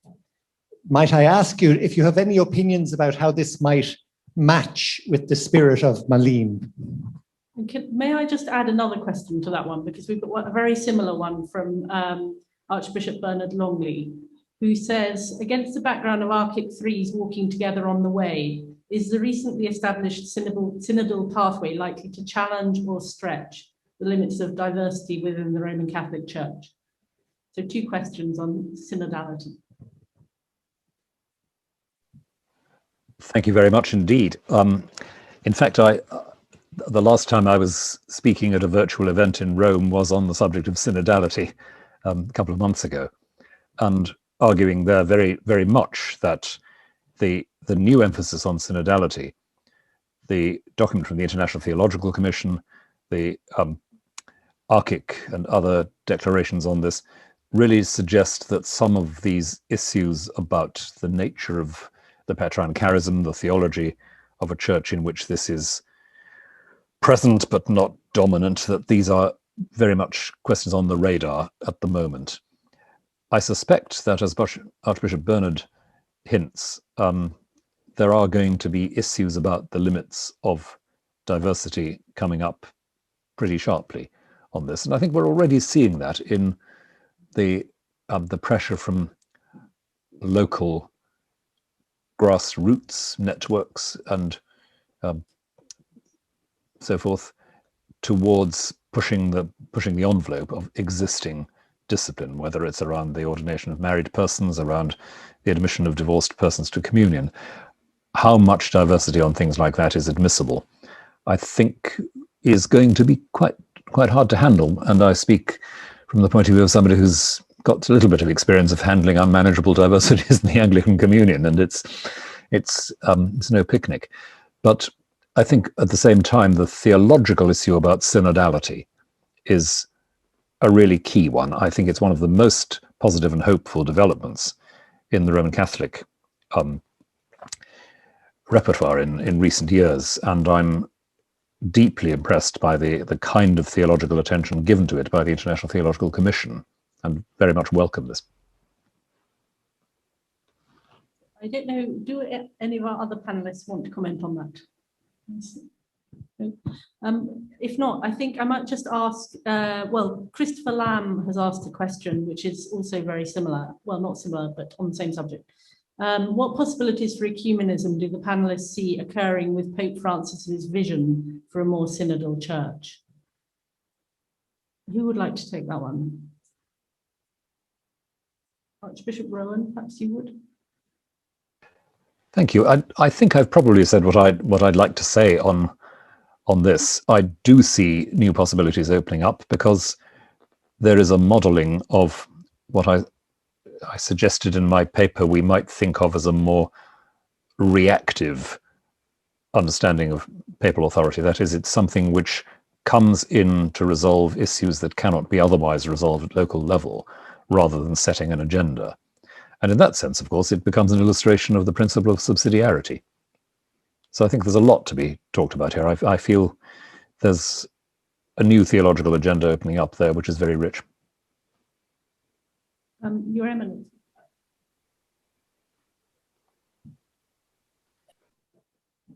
Would you like to comment on the question from Christopher Lamb?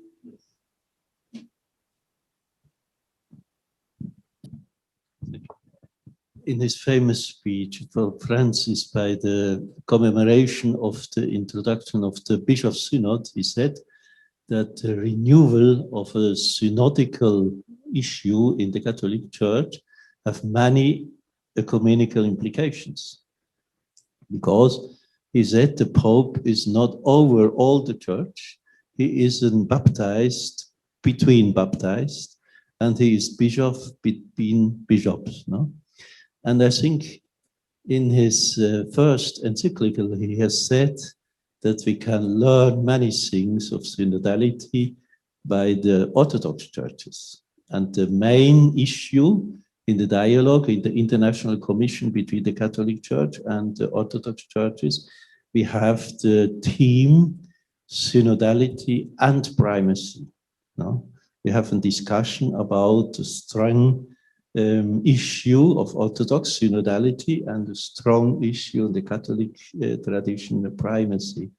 And we have produced just a document about primacy and synodality in the first millennium, and now we produce a document about synodality and primacy in the second millennium and today. And I hope that we can give a good contribution also for the new process which Pope Francis initiated for the next bishop the synod, a great process for including in the preparation. The issue is synodality, but also the process is synodality. Thank you very much. So I think we'll draw the session to a close there. So I'd just like to say thank you very much to our speakers, to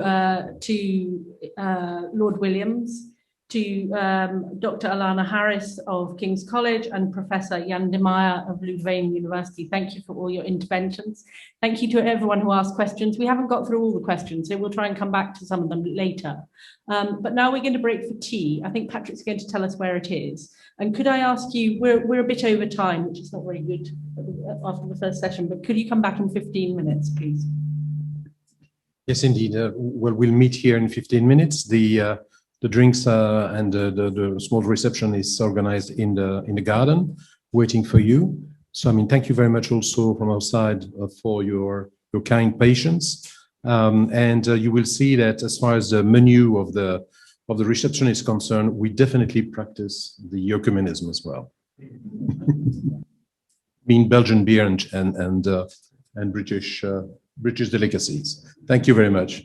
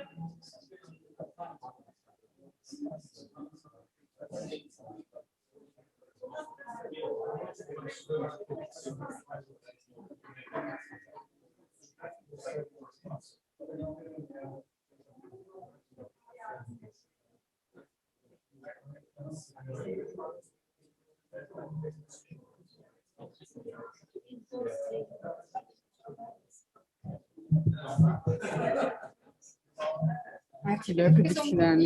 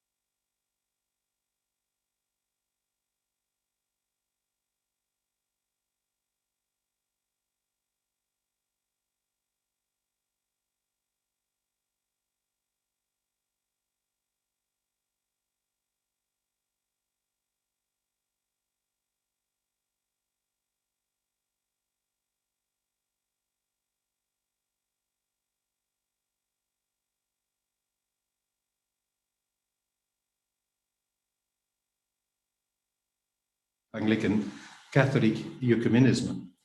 Can the institutional dialogues resolve the outstanding obstacles to unity? As you can see, we change our setup. I take this moment to introduce you to my new secretary, Sally. Thank you very much for being with us. And we will have three very good friends and specialists who will speak.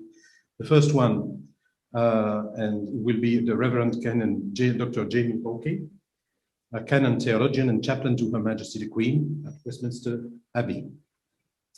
The subject you're going that you chose is strengths and weaknesses of the institutional dialogues. Can we overcome the obstacles? Reverend, the floor is yours. Thank you. Thank you, Ambassador, very much indeed. Thank you, Ambassador, very much indeed. And it's a privilege to address this distinguished audience, both in person and online. So, strengths and weaknesses of the institutional dialogues. Can we overcome the obstacles? What else might the churches need to learn? On a recent webinar hosted by the Anglican Centre in Rome for those in mixed Anglican-Catholic marriages, two couples were asked whether the formal dialogue between the Anglican Communion and the Catholic Church had helped them, and if so, how. One replied strongly positively that the work of Archic I on anamnesis had been particularly helpful in allowing a strong shared theology of the Eucharist to emerge in their married life. The other couple was irritated that people like them had not been included in the process of the institutional dialogues. After all, as one of them said, things start at the bottom and percolate upwards. These two very different approaches perhaps act as headlines as we consider the gifts and challenges of the institutional dialogues. Theology, the Church's practice of disciplined reflection in the light of God's self-revelation, really should have an impact on the day-to-day life of Christian communities. Indeed, any church worth its name will be lost without its practice being rooted in theology. The method deployed by Archic is, of course, immensely attractive. To quote St. John Paul II, because it goes behind the habit of thought and expression born and nourished in enmity to scrutinize together the great common treasure, to clothe it in a language at once traditional and expressive of the insights of an age which no longer glories in strife. This is the development of a method of koinonia, communion, which allows interlocutors to express the faith in common. That in itself is an important point. This is a method well beyond anathema or combative proposal or counter-proposal. Formal mandated dialogue between two global Christian communions, especially one with the maturity of Archic, reveals the mature habit of a common theological language, which itself ought to give us pause for thought about the ramifications of what we have learnt to say about each other. There is so much money in the bank. We should celebrate the extraordinary theological achievements of Archic 1, 2, and 3, which have given us such really remarkable levels of agreement on core doctrinal issues. The implicit authority of a dialogue between theologians formally mandated for that purpose between two churches is a strength we have not articulated strongly enough. Whilst of course dependent on reception processes, there is an authority within an agreed statement itself, which should be taken more seriously if we are really to harvest what is going on in these processes. Even when times are hard and the gift of unity seems to be slipping through our fingers, keeping the conversation going around core theological questions and being seen to keep those conversations going globally is itself a strength. There are, of course, weaknesses. The accusation that our theological dialogue is one of the like-minded is not entirely fair, and His Eminence Cardinal Koch has already spoken to us about the diversity of voices emerging in Archic over its three phases. But it is impossible to include representatives of every theological voice or style. This is made much more difficult by the fact that both of our communions are almost certainly becoming more theologically and liturgically diverse, not less so. As with any gathering of experts, an in-house language and style can develop which is not so easily accessed by those not in the room. The tricky reception of the Archic II document, Mary, Grace and Hope, in my own church, is an example of how the theological language and method of a document can be its downfall. And in any case, we're often told that a soundbite and media culture where there is a curious and really not straightforward kind of democratization of opinion does not value expertise. Then there is the question posed by my initial interlocutor about how dialogues take into account the complexity of day-to-day life on the ground, hear the diverse voices of the faithful, and how formal theological processes can learn from so-called lived experience. In particular, what do we say theologically about situations where practice precedes theory? Instead of using a binary language of from above or from below, we might think of a bilingual dialogue between theology and practice. Our dialogue must be about the truth of faith and the reality of life, a deep and ongoing encounter. So can we overcome the obstacles?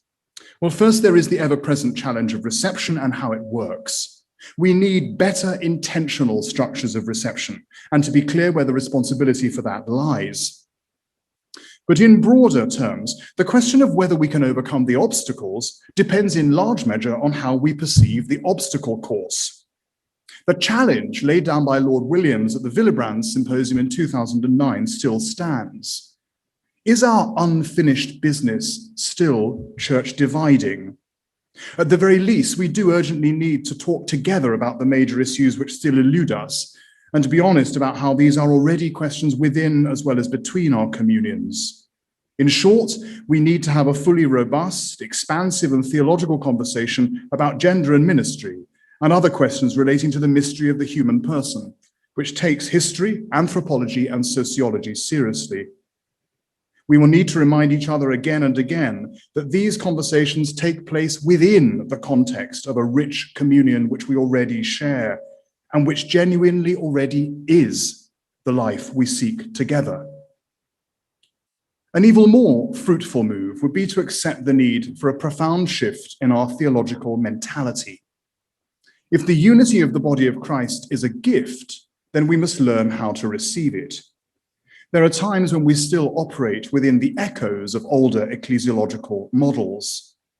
Do we really behave as if we are churches with such a very high degree of fundamental theological agreement? To free ourselves from any temptation of zero-sum game mentality, our churches need to engage in a kind of theological and organizational ascesis, a self-denial which is purification and healing. What kind of ideology or aspect of our historic identity might my own church need to give up to enable the deeper unity of the body of Christ? Are there practices or structures within my own church which do not allow the gift of communion to flourish and deepen, or which militate against the reception of that gift? What else might the churches need to learn? I suggest the main area is in developing a proper theology of culture and exploring the relationship between culture and revelation. By culture, I mean the social, historical, and even geographical circumstances of a particular place and time. Let me be very clear, I am not arguing here for relativism, but I am saying that we should be able to account theologically for diverse cultural practices within the life of Christ's communion. Those commended in the Archic III document, Walking Together, are helpful, but we need to consider in theological terms what such cultural diversity means for the reconciliation of churches. From this vantage point, we might continue. What is the Holy Spirit doing in non-ecclesial culture from which the church needs to learn? As we do so, theologians need to take account of the voices of social scientists, cultural theorists, diplomats, peace builders, other disciplines. We're familiar with the model of receptive ecumenism between churches, where we believe the Spirit between churches, and this might help us in our careful learning from wider so-called secular culture, where we believe the Spirit of Christ, the firstborn of all creation, is already operative. A musical image might help. What if there was a genuinely symphonic relationship between what we say theologically, how we act, and how we hear, read, and assess the life of what's going on around us. Given that every day we pray with integrity, "Thy will be done," we must be able to find a way of accounting for theological difference and the real diversity of cultural expression, whilst making visible the implications of what we have said about one another theologically. To close, to borrow a question from the Anglican Communion's dialogue with the World Communion of Reformed Churches, can communion contain conflict so that conflict loses its power to divide? Pope Francis and Archbishop Welby have encouraged us to live as much as possible as if our churches were already one.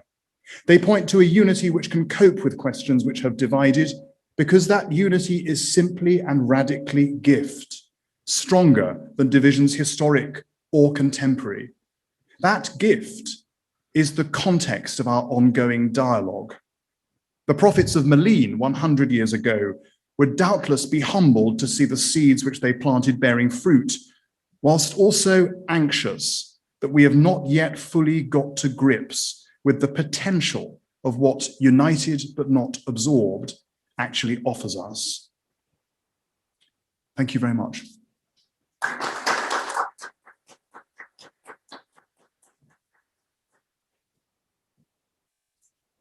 Thank you very much, Reverend.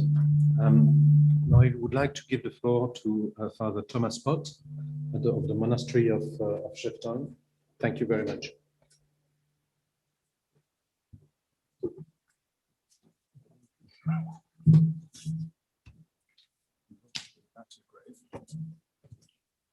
Thank you very much. So the concept of unity, which inspired the lifelong work for mentality change and church reform of the founder of the liturgical movement in Belgium, Dom Lambert Boudouin, can be narrated in a twofold way: united, not absorbed, and I meet Christ in my brother. While united, not absorbed is indeed a hermeneutic for mentality change, rather than a methodological roadmap for achieving unity, the confidence that I meet Christ in my brother transforms the encounter with each fellow human being into a lifelong journey towards unity in Christ. Both united, not absorbed, and I meet Christ in my brother testify to the fact that unity is not something static but dynamic. To be called at the service, at the ministry of unity in Christ, means to start moving and to keep moving, moving towards the other rather than moving the other towards me, in the growing belief that I will meet myself in the other, because in him or her I will meet the Son of God. Indeed, unity is neither before us nor after us, but unexpectedly among us, here and now, in its particular graduated way, if and as far as the Holy Spirit is the one who moves us. In this short contribution, I would like to take the ecclesiological dream of united, not absorbed, an idea which brings us right back to the Malines Conversations, as a starting point for a reflection on what has become, since Vatican II, an undeniable culture of dialogue, which today, however, seems to represent a challenge rather than an achievement. In these reflections on ecclesiology and ecumenism, the idea of interdisciplinarity will be the methodological keyword I will privilege. Because a truly interdisciplinary attitude is an approach in which the other can be discovered and received as a gift, but not absorbed. So, first point, the tradition of deductive thinking in ecclesiology makes a truly interdisciplinary and rigorously ecumenical approach difficult. The post-conciliar era in the Catholic Church has been characterized by an enormous effort to establish and keep alive interfaith dialogues, theological or other. It is safe to say that the culture of dialogue in the Catholic Church is a direct result of the openness with which the Council set itself apart from the previous era, And in some areas, one can even speak of an interdisciplinary approach, if only with reference to the recognition by theology of the pluralism and autonomy of the sciences. The world witnessed the timid beginnings of a collaboration between theology and the other scientific disciplines, which theology couldn't deny any longer to need in order to interpret correctly the experience of contemporary man and to understand the historical evolution of the world. This, however, doesn't so much apply to ecclesiology. For doctrinal ecclesiology after Vatican II, interdisciplinarity does not constitute an existential need, because in its theological structure, it enjoys total independence from what dialogue could bring. Even if it formally acknowledges the existence of an ecclesia extra ecclesiam, this ecclesiality of the others is determined by the category of elementa ecclesiae. The Catholic Church, conversely, understands itself as the sole subsistent subject, Lumen Gentium 8, of the one Church of Christ as a society constituted and organized in this world.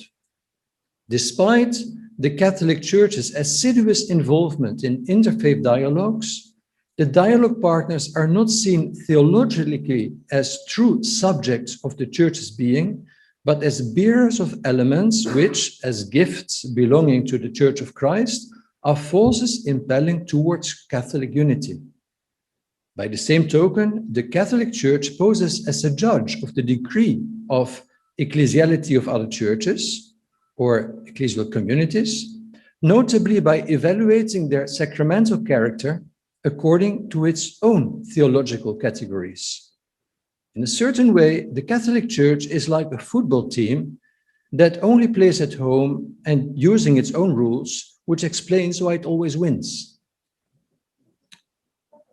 However, from the time of the council itself, highly symbolic gestures such as Paul VI's gift of his episcopal ring and the Eucharistic chalice to the Archbishop of Canterbury, Michael Ramsey, have shown that the sacramental mentality and a certain ecumenical awareness have gone far beyond the strict internal logic of theological discourse. Nevertheless, the official ecclesiology of Vatican II, despite the relative openness represented by the concept of subsistit in, remains fundamentally anchored in its own theological referential framework. The theological encounters with the ecclesia extra ecclesiam are conditioned by the deductive character of its self-referential theological structure. Secondly, towards an interdisciplinary approach in ecclesiology, favoring a more inductive method of thinking and a less self-referential theological mentality. Yet, it is precisely dialogue that constitutes the premises and the ideal exercise ground for the restoration of a communion that dares to abandon the traditional imperative of the jurisdictional and sacramental absorption of the other. Today, however, in the context of the undeniable crisis of institutional and interfaith theological dialogues, there is the temptation to reduce the meaning of interfaith dialogue to the planning of all sorts of possible practical and theoretical collaborations in the humanitarian and societal fields, pushing the restoration of communion into the realm of utopias and conceptual speculations. In such a dialogue culture, interdisciplinarity doesn't represent a real challenge anymore. The Catholic Church dialoguing with all who wish to join in a truly ecumenical setting and on an equal footing. But since the restoration of communion wouldn't any longer be considered feasible, or would be even disqualified as the ultimate goal of theological dialogue, ecclesiology would be neither truly involved nor challenged to meet the other in his or her ecclesial otherness and Christian authenticity. However, to protect ecclesiology to the point of not demanding that it accept this particular challenge represented by interfaith theological dialogue would mean consenting to its isolation by mummifying itself and the church with it in its self-referentiality. The challenge for ecclesiology is to learn to recognize the dialogue partner as a subject by virtue of the very fact of accepting to be in dialogue. This is a process which in itself is interdisciplinary, because ecclesiology will have to learn and to receive as a gift what has been developed in other fields of theology and human sciences, and often in an interdisciplinary and ecumenical way. This does not mean that the multiple dimensions of the truth of faith are not to be investigated and discussed with the dialogue partners. But the ultimate point of reference in dialogue is no longer a deposit of faith used as a sort of warrior's armor, but the very fact of divided Christians encountering each other, seeking to restore communion in Christ in the truth of faith and the reality of life. This dialogue would be truly interdisciplinary insofar as it consists of truthful encounters between partners who recognize each other as subsistent subjects of the body of Christ.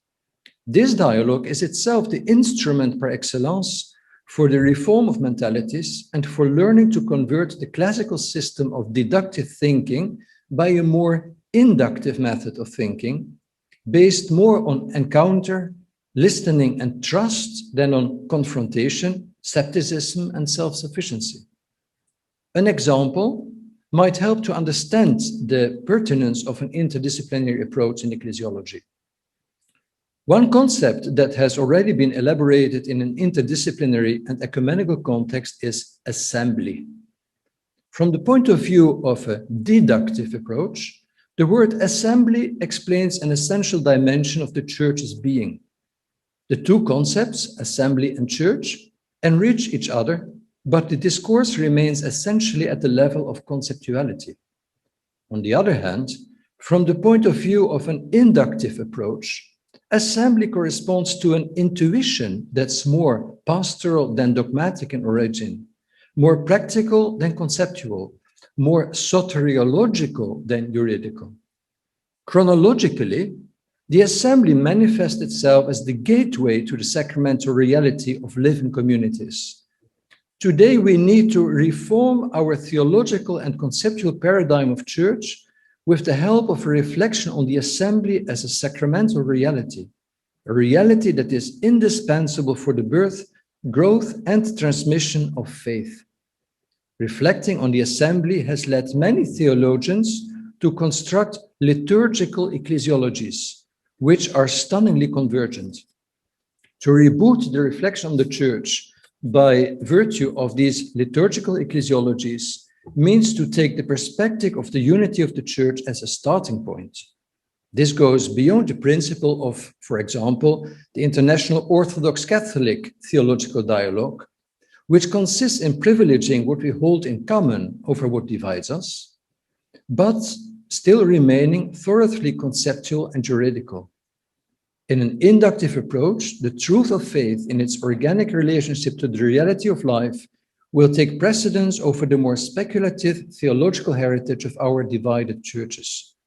The convergent reflection on the sacramental assembly as the preeminent manifestation of the church is itself the result of interdisciplinary and ecumenical work on the biblical and sacramental grammar of the concept of assembly, rather than the result of theological speculations on the substance of the church. Conclusion. What can today's Catholic and theological dialogue culture learn from the ecclesiological dream of united, not absorbed, of the Malines Conversations? Upon awakening, the ecclesiological dream calls for a change of mentality.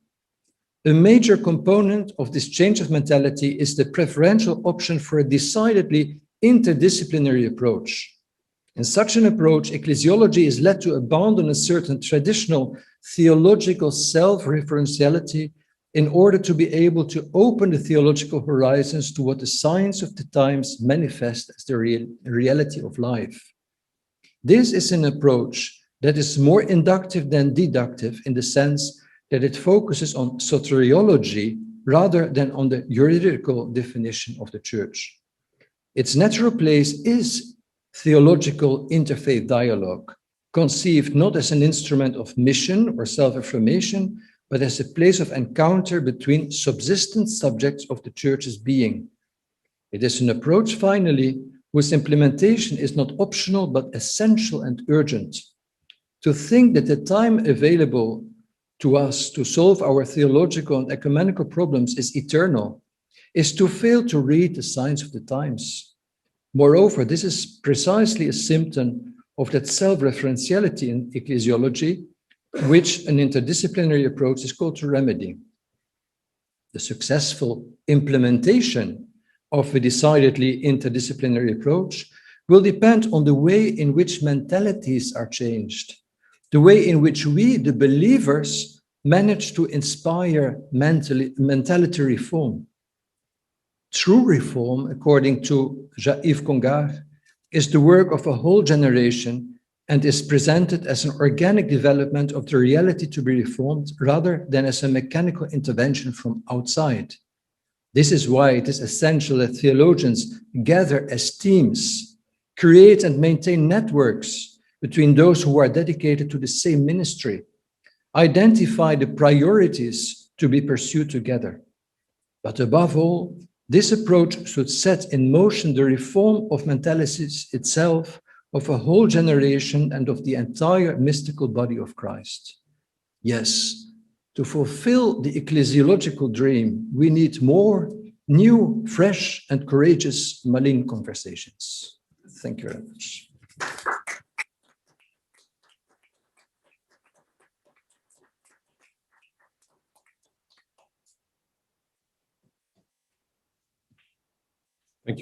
Thank you very much, Father Pot. The last speaker for this session will be Professor Vimal Thirimanna, Professor of Moral Theology, Pontifical Academia Alfonsiana. And the subject is the future of ecumenism. Professor. Thank you very much. Your Excellencies, Reverend Fathers, ladies and gentlemen. As a Redemptorist, I love normally to give discourses because Redemptorists are known for their giving sermons and talks. But today I am a little nervous for the simple reason I have been asked to, as we say in my language in Sri Lanka, to fit an elephant into a little tiny hut. The future of ecumenism to be fitted into 10 minutes. I will try my best, and I have had a long conversation with Valentina from yesterday, how to do that, and managed to put them in point form. But if it doesn't work, as it happened to one of the previous workers, it's not my fault. We'll see. Father, do you believe in miracles? Yes. Good. That's approved. Thank you very much. So I would like to begin by just posing a rather hackneyed, if not a trite question, which has been asked for many, many years, even before Malines Conversations, especially in our countries in Asia, non-Christian world.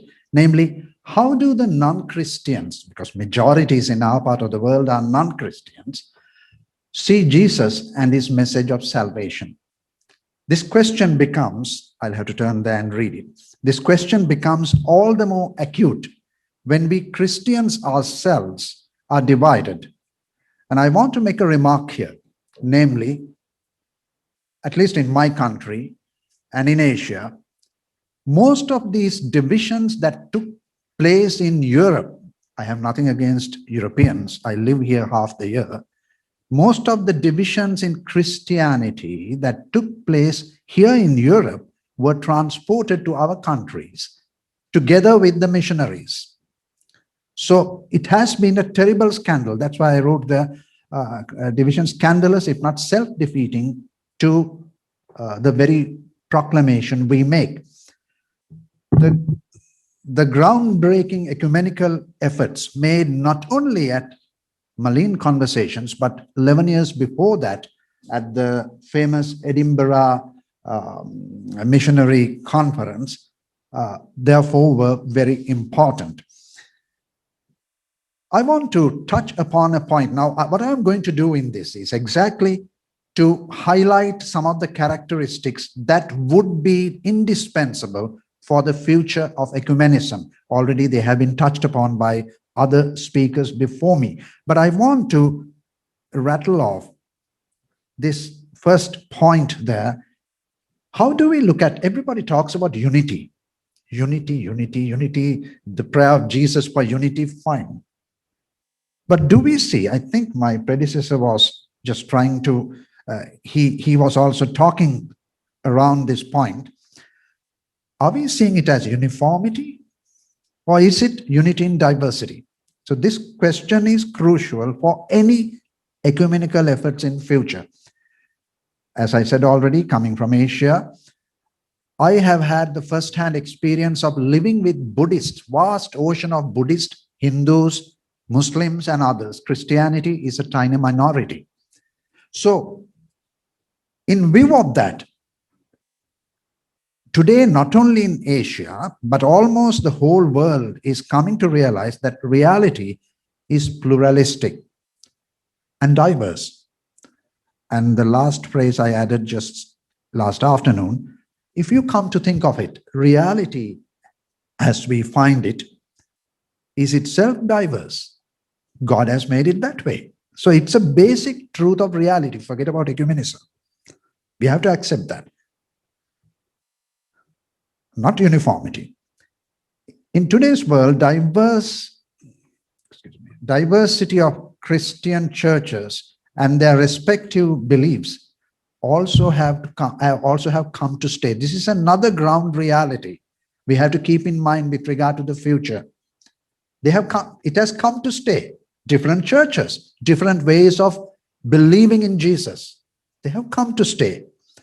Such a diversity of Christian faith needs to be perceived rather as a resource, if not an enrichment, than being seen merely as a competition or a struggle to prove who is right and who is wrong, our history, no?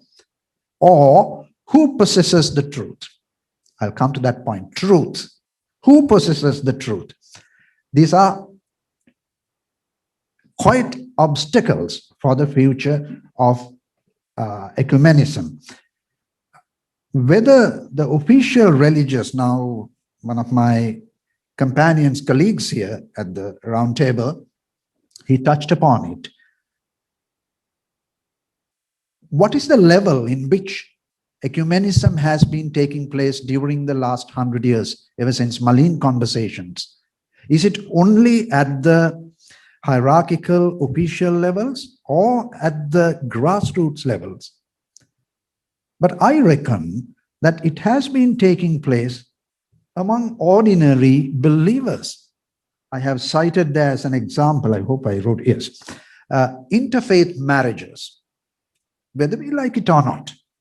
Our respective churches would have this rule, that canon, this canon. I'm a firm believer in them because I'm teaching moral theology. But what's the link? What's the nexus between the two? Ground reality and our hierarchical realities. These have to be addressed also, and they are being addressed. Yeah. I just will skip this, but keep it for a minute. I took it from Fratelli Tutti. I think this is a fine part of Pope Francis's teaching, number 100 of Fratelli Tutti, where he talks about the importance of diversity rather than uniformity. Next one, please. If we were to analyze carefully as to, this is something which I'm very fond of, always talking about. What are, dear friends, what are the real issues that divide today, not in the yesteryears? Today, what are the real issues that divide our Christian communions, our Christian different denominations, if not the churches?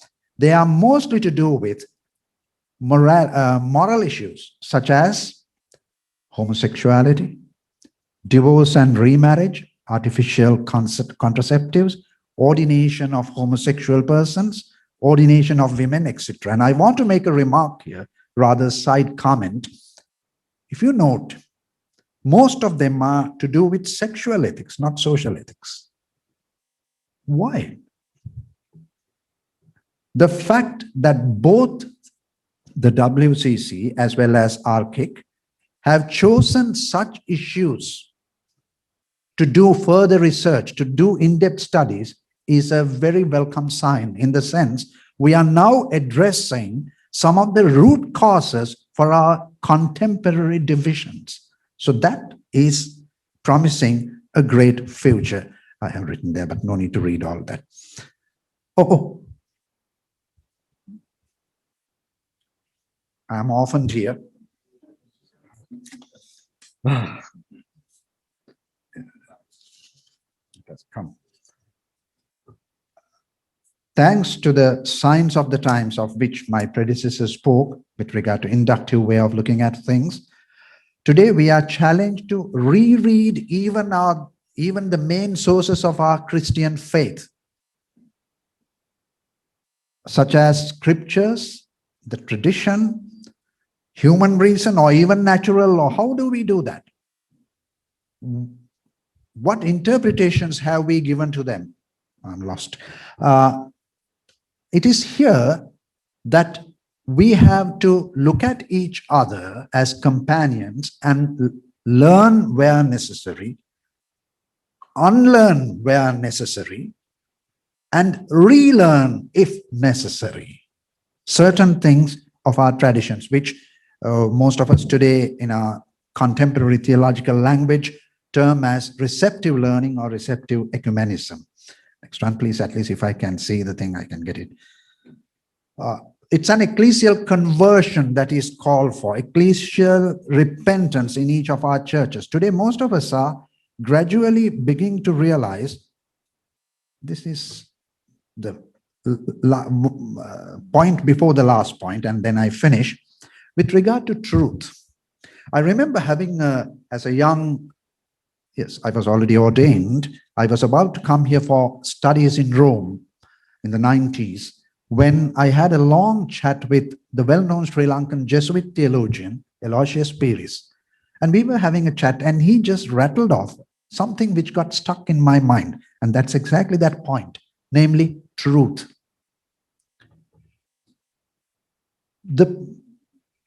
Which of us can claim to possess truth, and absolute truth at that?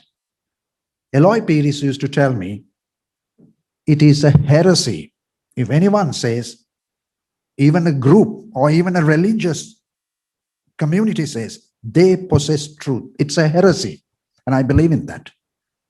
And I'm talking in Rome. I hope I'm not taking great risks in my teaching career, but it's a fact. Why? I have stated it immediately. We all believe, whether we are Anglicans or Catholics, God is the sole truth. Which of us can possess God? No one. We cannot. And I have quoted there to protect myself. No, it is not mentioned here. It's from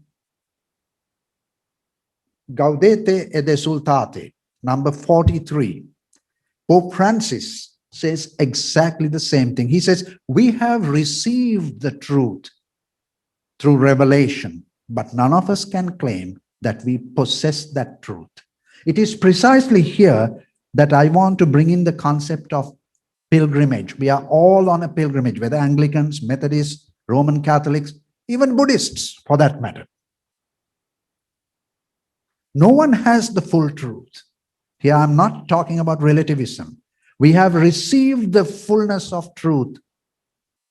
Jesus revealed the fullness of truth, no doubt about that. That's our reference point.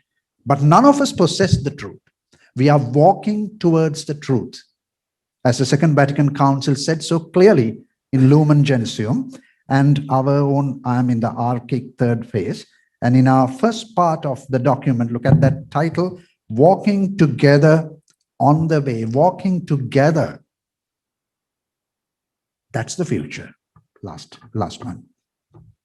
Last but not least, we need to understand the vital need to gradually eradicate all suspicions and prejudices against each other. This has been said for the past century or so. But I liked the previous speakers talking about, I don't know whether it was Archbishop Rowan Williams or our own Cardinal Koch who spoke about it, namely the importance of friendships, the importance of building trust.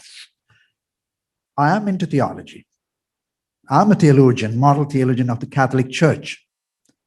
But I would say before talking about theological encounters, we need to have human encounters.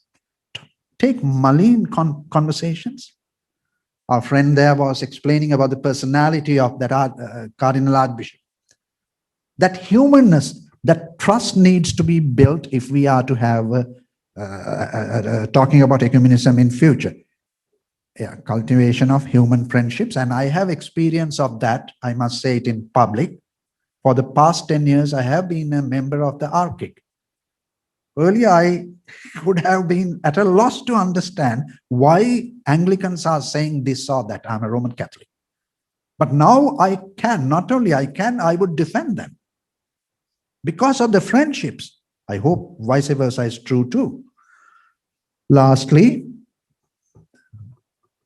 in this regard, the great impetus given by our Pope Francis's personal and human friendships with religious leaders such as Patriarch Bartholomew of the Orthodox Church, Archbishop Justin Welby of the Anglican Communion, the Grand Imam, the Muslim leader with whom he had signed that famous document, they are just a few illustrations. So, dear friends, I wind up here. I know it's quite scattered, but what I wanted to do was to highlight some of the characteristics, essential, indispensable characteristics that would be called for if we talk about the future of ecumenism. Yeah, I wind up there. Thank you.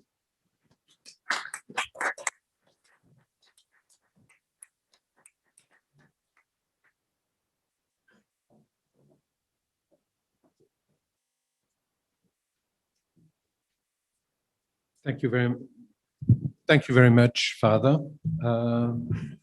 If it's okay with you, should we take a few questions here in Rome or on the internet?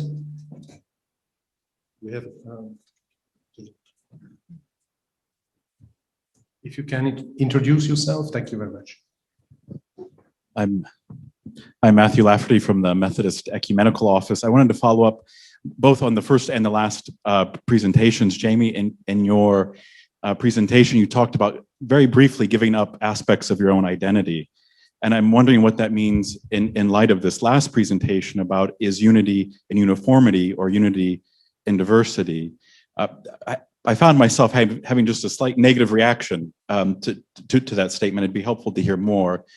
Are we talking about growing together as pilgrims on a journey? Are we talking about what we're talking in our Methodist Roman Catholic dialogue on the healing of memories or purification of memories? Can you unpack that just a bit more and what that means for modern ecumenism?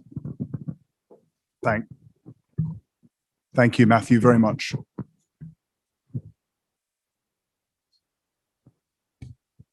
Thank you, Matthew, very much indeed. I mean, I think my answer is it's all of those things. The point about whether or not there are aspects of our own historic identities which we might need to be freed from, to be healed from, is to make the point that human identity and corporate identity is a deeply complex and often conflicted thing. I mean, I speak as an English Anglican. There are definitely features of English Anglican history in the last 400 years that I think the Church of England needs to be alert to the potential for poison within.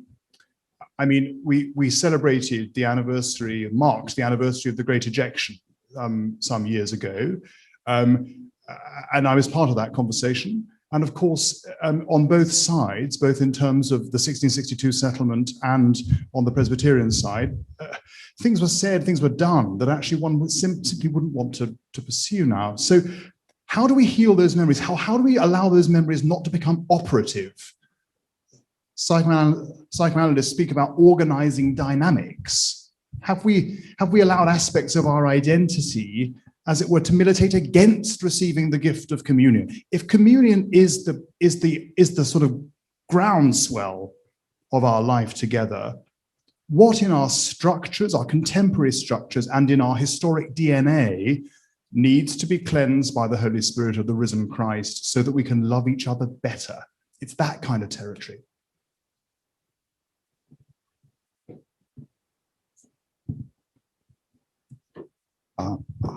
I think I'll only compliment what has been said. I think he has given the answer that I also was thinking along different lines, though. I would take my own area, moral theology. I said clearly that today most of the divisive issues of our churches are to do with morals. So let's take some of the issues now. As I said, most of them are to do with sexual ethics, sexual marital ethics. Let's take contraceptives, a very, very controversial issue within churches as well as outside churches, just as ordination of women. But I want to concentrate on contraceptives. What were the reasons for coming to certain teachings of our churches, whether it's in the Anglican Communion, at the Lambeth conferences, or whether it is in the Catholic Church, not only Humane Vitae, before that? How have we interpreted our common sources? How much of our interpretations were conditioned by fear? I start with fear. Fear of losing authority, both the churches. How much of our teachings were arrived at with considering sensus fidelium? Someone raised a question earlier about the process of synodality. That's the ideal, but at least some sort of, take for contraceptives, it's not the clergy that has any experience, at least in my faith.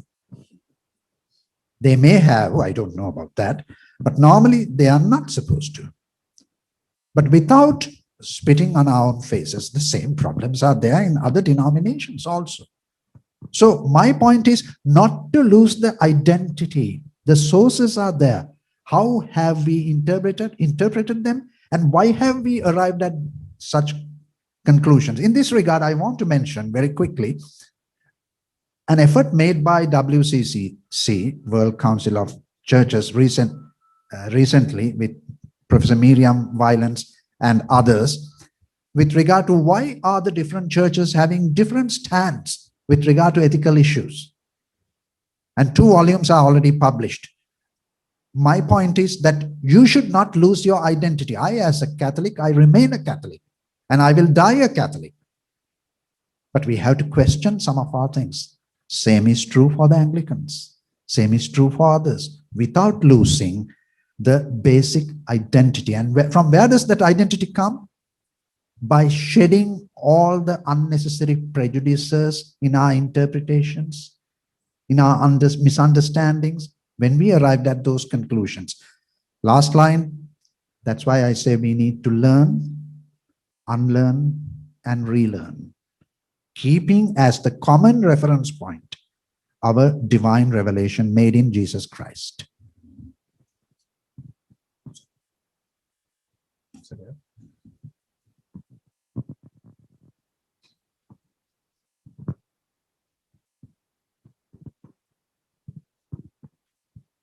Thank you very much, Chair. I'm David Hamid, and the Anglican co-chairman of IARCUM. I was intrigued, Father Vimal, that you're reminding us of the truth, that we do not possess the whole truth. The absolute truth is God Himself, as manifested in the ultimate revelation in Jesus Christ. How can we encourage our churches then, and the authorities in our churches, to live with a certain ambiguity as we journey on the road forward?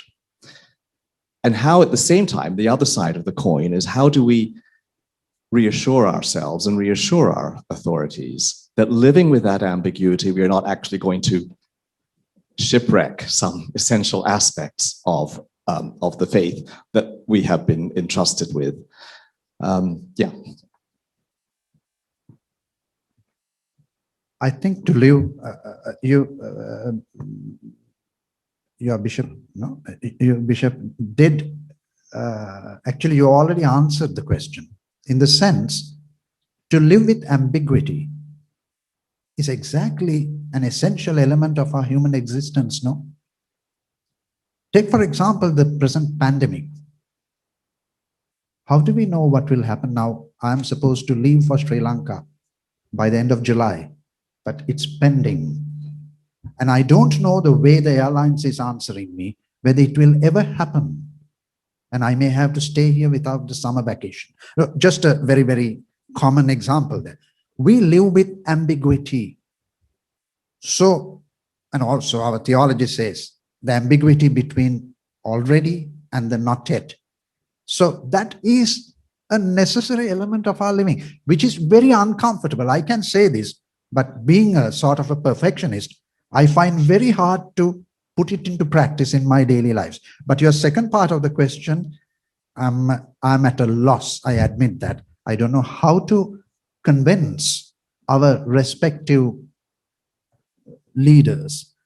But as for me, with regard to our Catholic Church, I think at the moment, our present leaders have understood it very, very well. Thank you. Just on the dealing with ambiguity point, I think there are two things I want to say. The first is a relentless insistence that the church is Christ's. The whole church is Christ's. In a sense, end of story, basta. You know, that's it. The church belongs to Christ. And we believe that the gates of hell will not prevail against the church. Promise given to the church. I think that is, in all sorts of ways, that degree of confidence, that sort of multicolored, vibrant confidence needs to percolate through the whole church in all that we do. The second point, which is perhaps a little more immediately helpful, how does one deal with ambiguity? By strengthening the koinonia of the pilgrim people of God. By strengthening the very communion that we share. I think that's how we deal with ambiguity, which should be imaged in public signs, in rich public signs of the celebration of the liturgy, but also in signs which are both non-liturgical and paraliturgical. When Pope Francis steps out onto St. Peter's Square at the beginning of the pandemic to pray and to give benediction, I mean, there was the most striking public sign of deep Christian, deep human koinonia, which somehow gathered all up that fear and ambiguity and actually showed the fundamental resurrection of Christ at the heart of it all. Thank you very much, Reverend.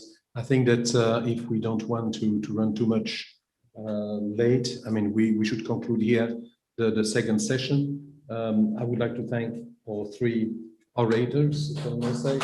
Congratulations.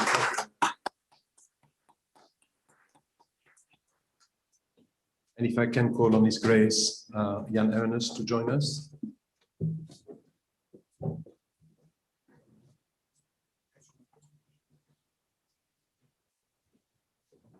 Ladies and gentlemen, I don't think that any presentation is necessary. We are privileged to have His Grace Jan Ernest with us, Director of the Anglican Center in Rome, and after a long and they will put it. I mean, when it's just they will put it on. Okay, thank you. Sorry. So I mean. The team, when the subject of your intervention here is part of the last session. The last session is what should ecumenism look like in the real world? It's a bit talking about coming up and building on what has just been said a few minutes ago, including regions where Christianity is growing, as colonialism exported its divisions. Once again, it's also a point which has been already touched upon earlier on. So, Your Grace, the floor is yours. Thank you. Thank you very much for the opportunity given to me this evening. Your Eminence, Your Graces, Your Excellencies, dear brothers and sisters in Christ. In his opening speech at the first Malines Conversations on the 6th of December, 1921, Cardinal Mercier shared that all of those present for the occasion had agreed to seek the Lord and asked to make their souls live. He also invited those present to invoke the grace of the Holy Spirit. This moment of devotion needs to be valued as we celebrate the intentions of those who were willing to take the risk in uncharted territory they were called to enter. In my opinion, these conversations were built on the foundation of a spirit of faith. I have been asked to offer my own thoughts on how ecumenism is perceived and lived where faith is flourishing. I wish to develop a practical approach that gives light to our reflection. First, my own story, as I come from a context where faith flourishes. Ecumenism is about relationships of faith. As a child, I was profoundly disturbed by the way in which relationships were broken by the claim that one's own faith was superior to the other. It was clear that people acted in this way because they were asked to follow a set of unquestioned principles. Tensions within the family network, my own family, were therefore fueled by the nurturing of erroneous perceptions of the other because of religious differences. But in the depth of my heart, I knew that there must be a way to break the barriers that separated us. As I grew up, I came to learn that the love of God conquers everything, even the death of family relationships. I grew up with this implicit dream for unity. It was consolidated by my early formation in an ecumenical setting. I attended Roman Catholic institutions for my schooling, and it was during that time that my father, an Anglican priest, met the chaplain of my school, Father Henri Souchon. From this encounter, a relationship was established between two priests from different denominations. Years later, this led to a national working committee for ecumenism, and my father became the first Anglican priest to preach in a Roman Catholic church in Mauritius. Years later, as a diocesan bishop, the experience of my formative years sustained my desire to work relentlessly with other church leaders so that our witness might bear the compassionate and redeeming love of Christ in the diverse Mauritian context. This ecumenical collaboration gave the church the opportunity to mold a society where mutual respect lies at the heart of daily living. Through prayer, this special relationship was ignited by the grace of God, so much so that on my departure for Rome in 2019, the Catholic bishop, Cardinal Maurice Piat, said that through friendship, we have become brothers. Friendship in ecumenical relationships, as you have just mentioned earlier, can forge genuine brotherhood if there is faith, love, and grace. Second, I offer an objective analysis on how it works from the region I come from. I come from the region of the Indian Ocean and of the continent of Africa. My experience as Archbishop of the Indian Ocean and chairman of the Council of Anglican Provinces in Africa showed me that whilst both Catholic and Anglican churches were growing, there was seldom collaboration between them. We were maintaining the status quo. Some unresolved issues emerging from our past colonial history seemed to act as stumbling blocks in our quest for mutual acceptance and respect. Nevertheless, certain circumstances brought people of faith together across denominational boundaries. An example of this is the common commemoration of the martyrs of Uganda. This demonstrates how the powerful witness of a real and living faith brings Christians into closer relationship. The witness of these martyrs had an impact both in the growth of the church in Uganda and on Christian unity.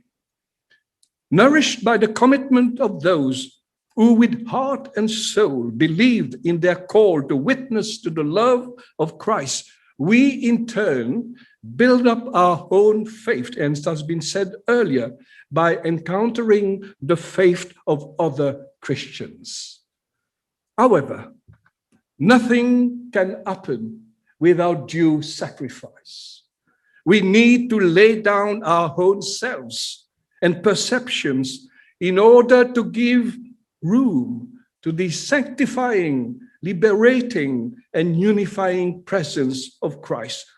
Friends, this is not a naive expression of a form of ecumenism, but one which is and should be grounded in the sacrificial love of Christ, who emptied himself so that we can be reconciled to God our Father. While we see faith in flourishing in some parts of the world, this does not necessarily lead to a greater ecumenical momentum. Church leaders and influential members of our respective communions and communities have responsibility, as the pioneers of the Malines Conversations had, to mobilize their imagination, their energy, and resources for building up a greater spirit of respect and of love amongst Christians. This will bring about an ecumenism of action, to use a term beloved of both Pope Francis and Archbishop Welby, which in turn leads to the addressing of current societal contradictions. Increasing poverty despite abundant natural resources, moral decay amidst mushrooming churches, and unending dehumanizing conflicts in societies that eloquently use terms like tolerance and dialogue. Now is the time. Now is the time for examining our own treasures and traditions inspired by the Holy Spirit, as the pioneers of the Malines Conversations did in their day. Third, an insight for the future. The Church of Jesus Christ, as it was mentioned by Jamie earlier, is a community built on relationships. We are that community. The first Christians made an impact on their communities because of the richness of their relationships. Any impact we have on our communities will be because of our relationship with Christ and with the other. Christ is the gift that allows us to make the difference. The Malines Conversations, first and foremost, establish relationships, and relationships deepen unity. This brings us to our role as Christians in the world. We are called to bring living faith to our relationships, and through that, help the church to be an enabler, a healer, and a reconciler. Our responsibility is to devise a common plan of action for mission. This is where the Joachim has been able to build a vision, and Vademecum also talks about encouraging our leaders, the bishops, to work together, to have a plan of action for mission locally, regionally and internationally, constantly to discern where the Spirit is leading us together.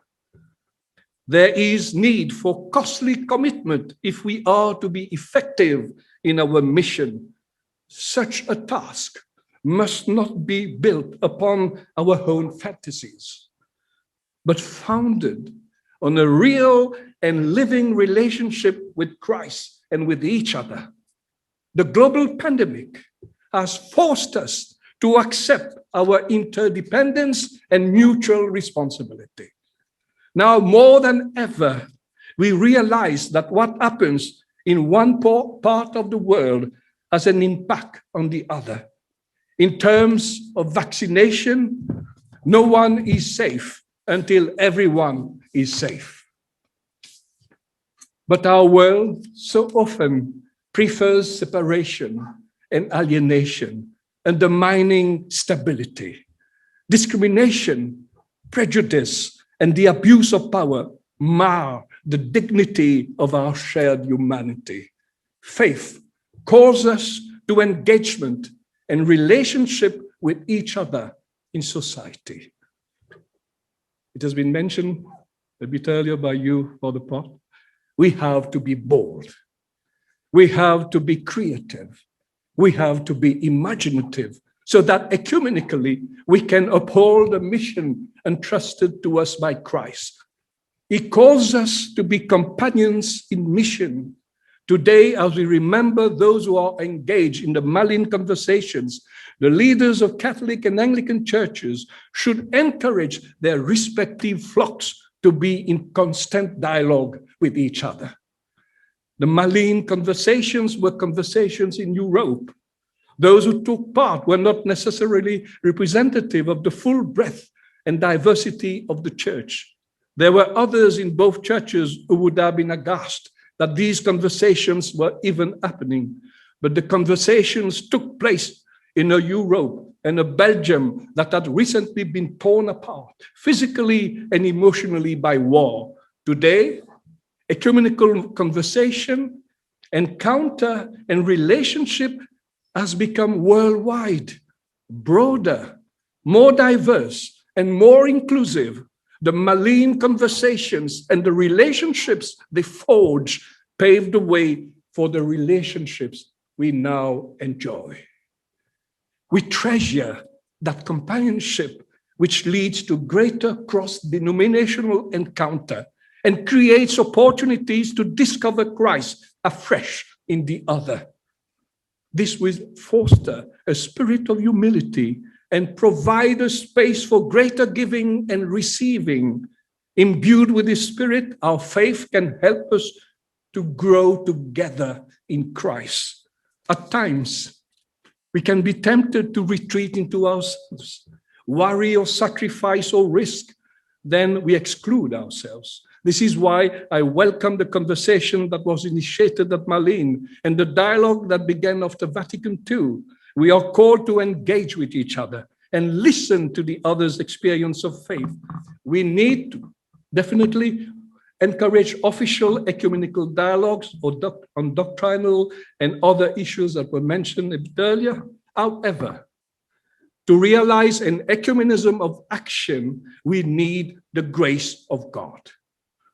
As Cardinal Mercier recognized 100 years ago, a grace that will enable us now, today, to nurture our faith in the spirit of fratelli tutti. We are a people called, I weigh my words, to challenge the world. This is where we make the difference.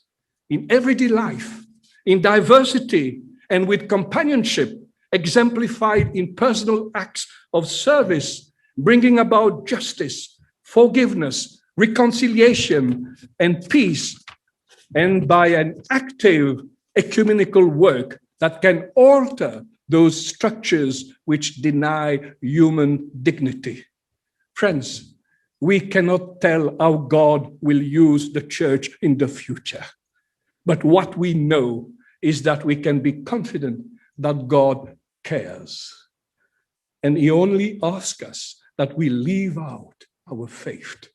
No task can be too great as he provides us with the power of his grace. Thank you for your kind attention.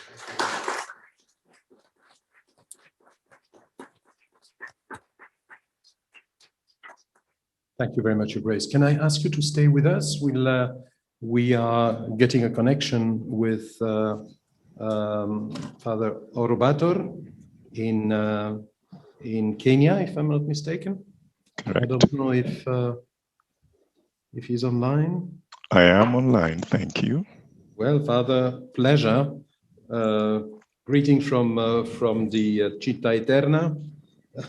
I would like, on behalf of the British Embassy and the Belgian Embassy, to welcome you with us.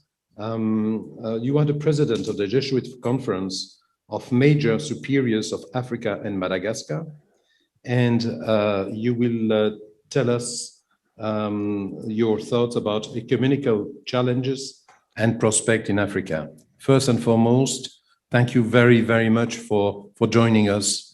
And we are looking forward to hearing from you. Thank you, sir. Thank you. It's a pleasure. Let me begin with a true story about King Pedro V of the defunct Congo Kingdom in Central Africa. Caught between two acrimonious claims of 19th century English Baptist missionaries and French Catholic Puritans, and confronted with the unpalatable quandary of making a politically tricky denominational choice between two competing Christian camps, King Pedro cleverly evaded the issue by feigning sickness on Sundays. You white men, you perplex me with your different teachings, complained the king. I don't know how to choose between you. I shall keep both these palavers in my heart, and when I appear before God, he must decide and judge both. The ecumenical challenge runs deep in the history of Christianity in Africa. The manifest expansion, vitality, and unprecedented progress of Christianity in Africa bear the legacy of the divisions of Christendom writ large on missionary maps, as has been said. At the end of the 18th century, there were at least 3 strains of Christian mission in Africa: Coptic North Africa, Ethiopian Tewahedo, and Court Christianity. In the 19th century, the emergence and flourishing of missionary Christianity inaugurated a denominational partition of and scramble for Africa in tandem with the political and economic partition of and scramble for Africa by colonialist and imperialist Europe. Besides replicating this vociferous map, 20th and 21st century Christianity in Africa complicated it by spawning assorted homegrown ecclesial varieties, which developed a diverse nomenclature, teaching and practice to delineate their distinctiveness and legitimize their separateness, thus creating particular and long-term ecumenical challenges. Now, how should we read the ecumenical map in 21st century Africa, where Christianity is flourishing? Now, based on a brief survey of the ecumenical landscape in sub-Saharan Africa, a few aspects strike the eye, which I summarize briefly. My first point: as has been said, missionary Christianity in Africa has presented a formidable counter-witness to the gospel message of universal discipleship, communion, and reconciliation.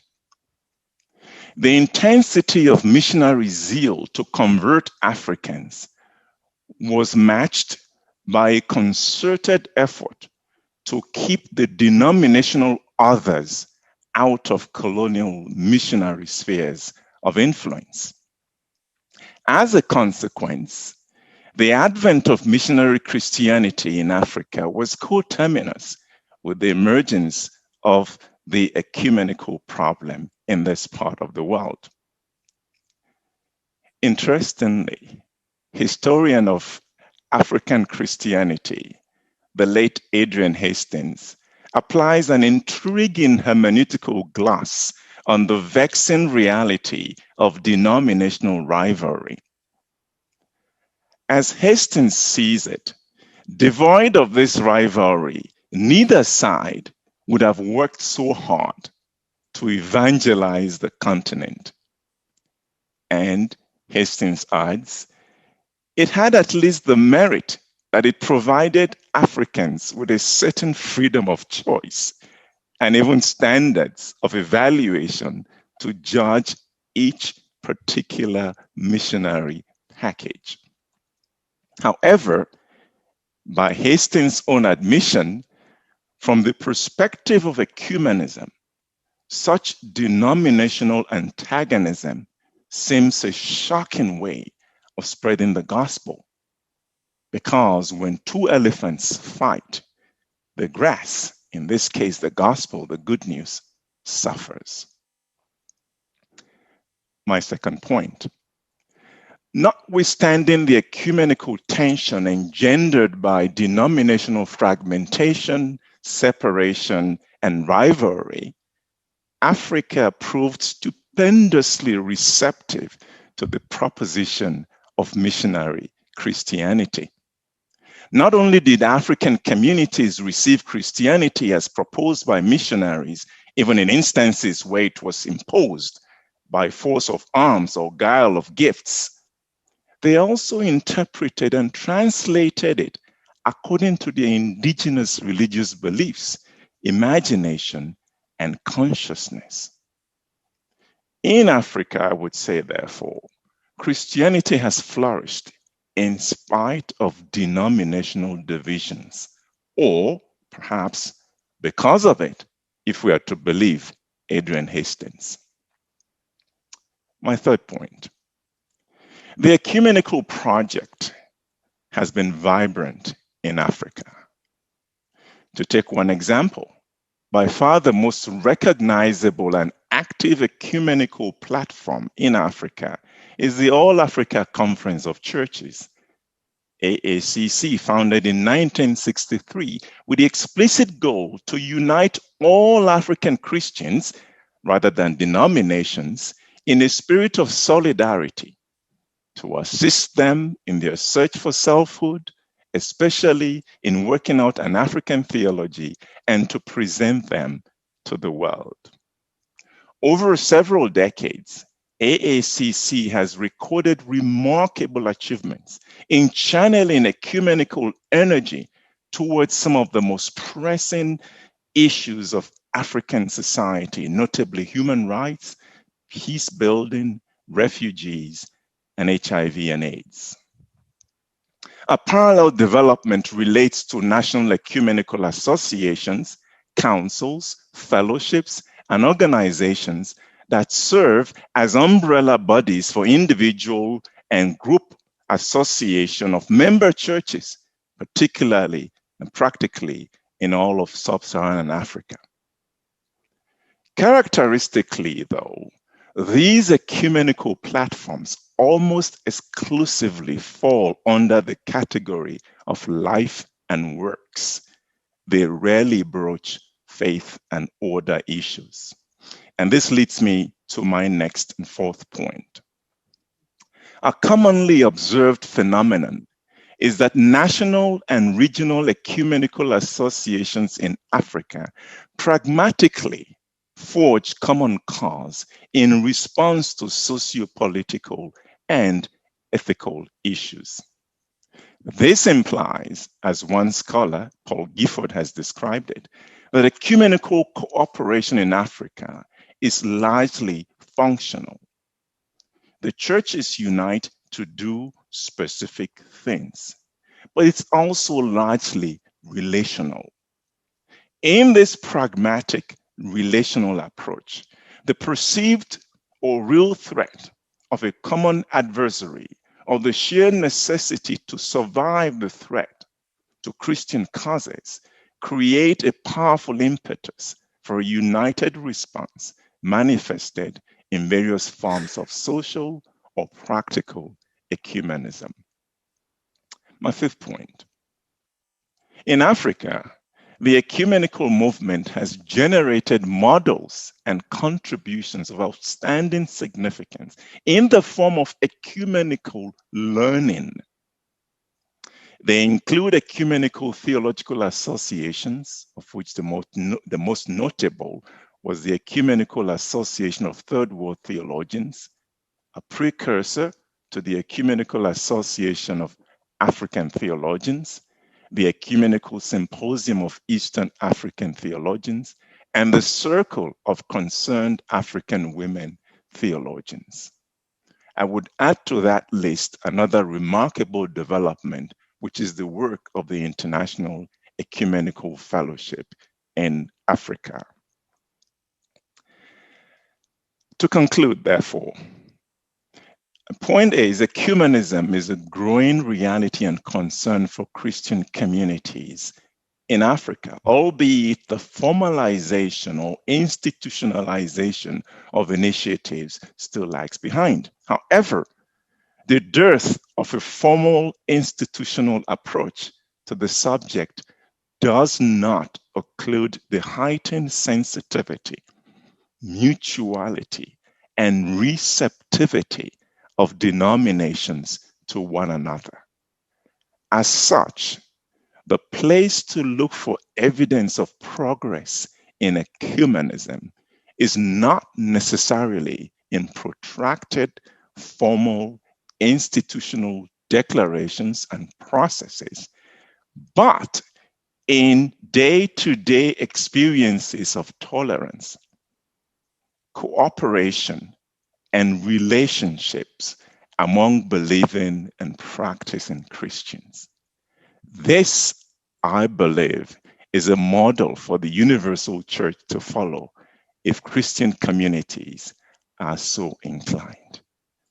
Thank you for your kind attention.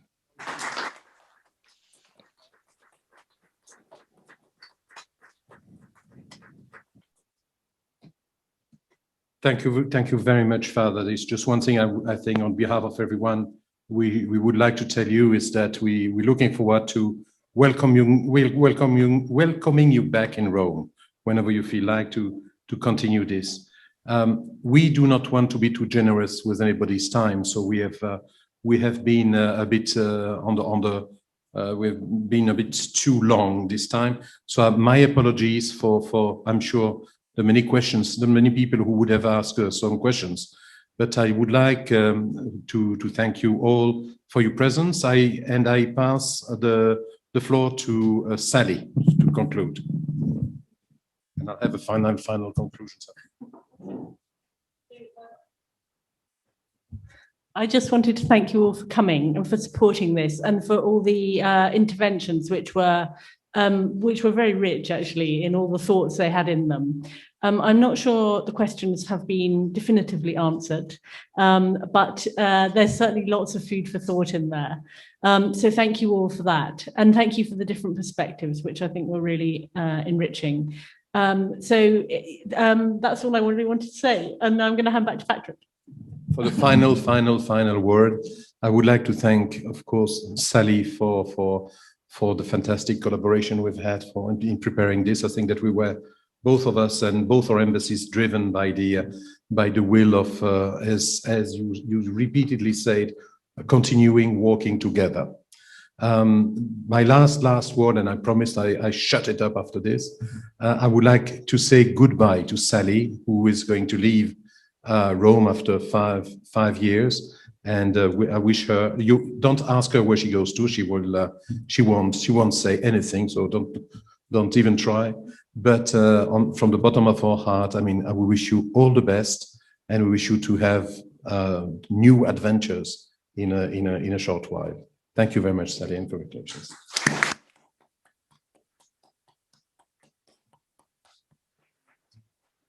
Thank you very much, and goodbye. Sorry? No.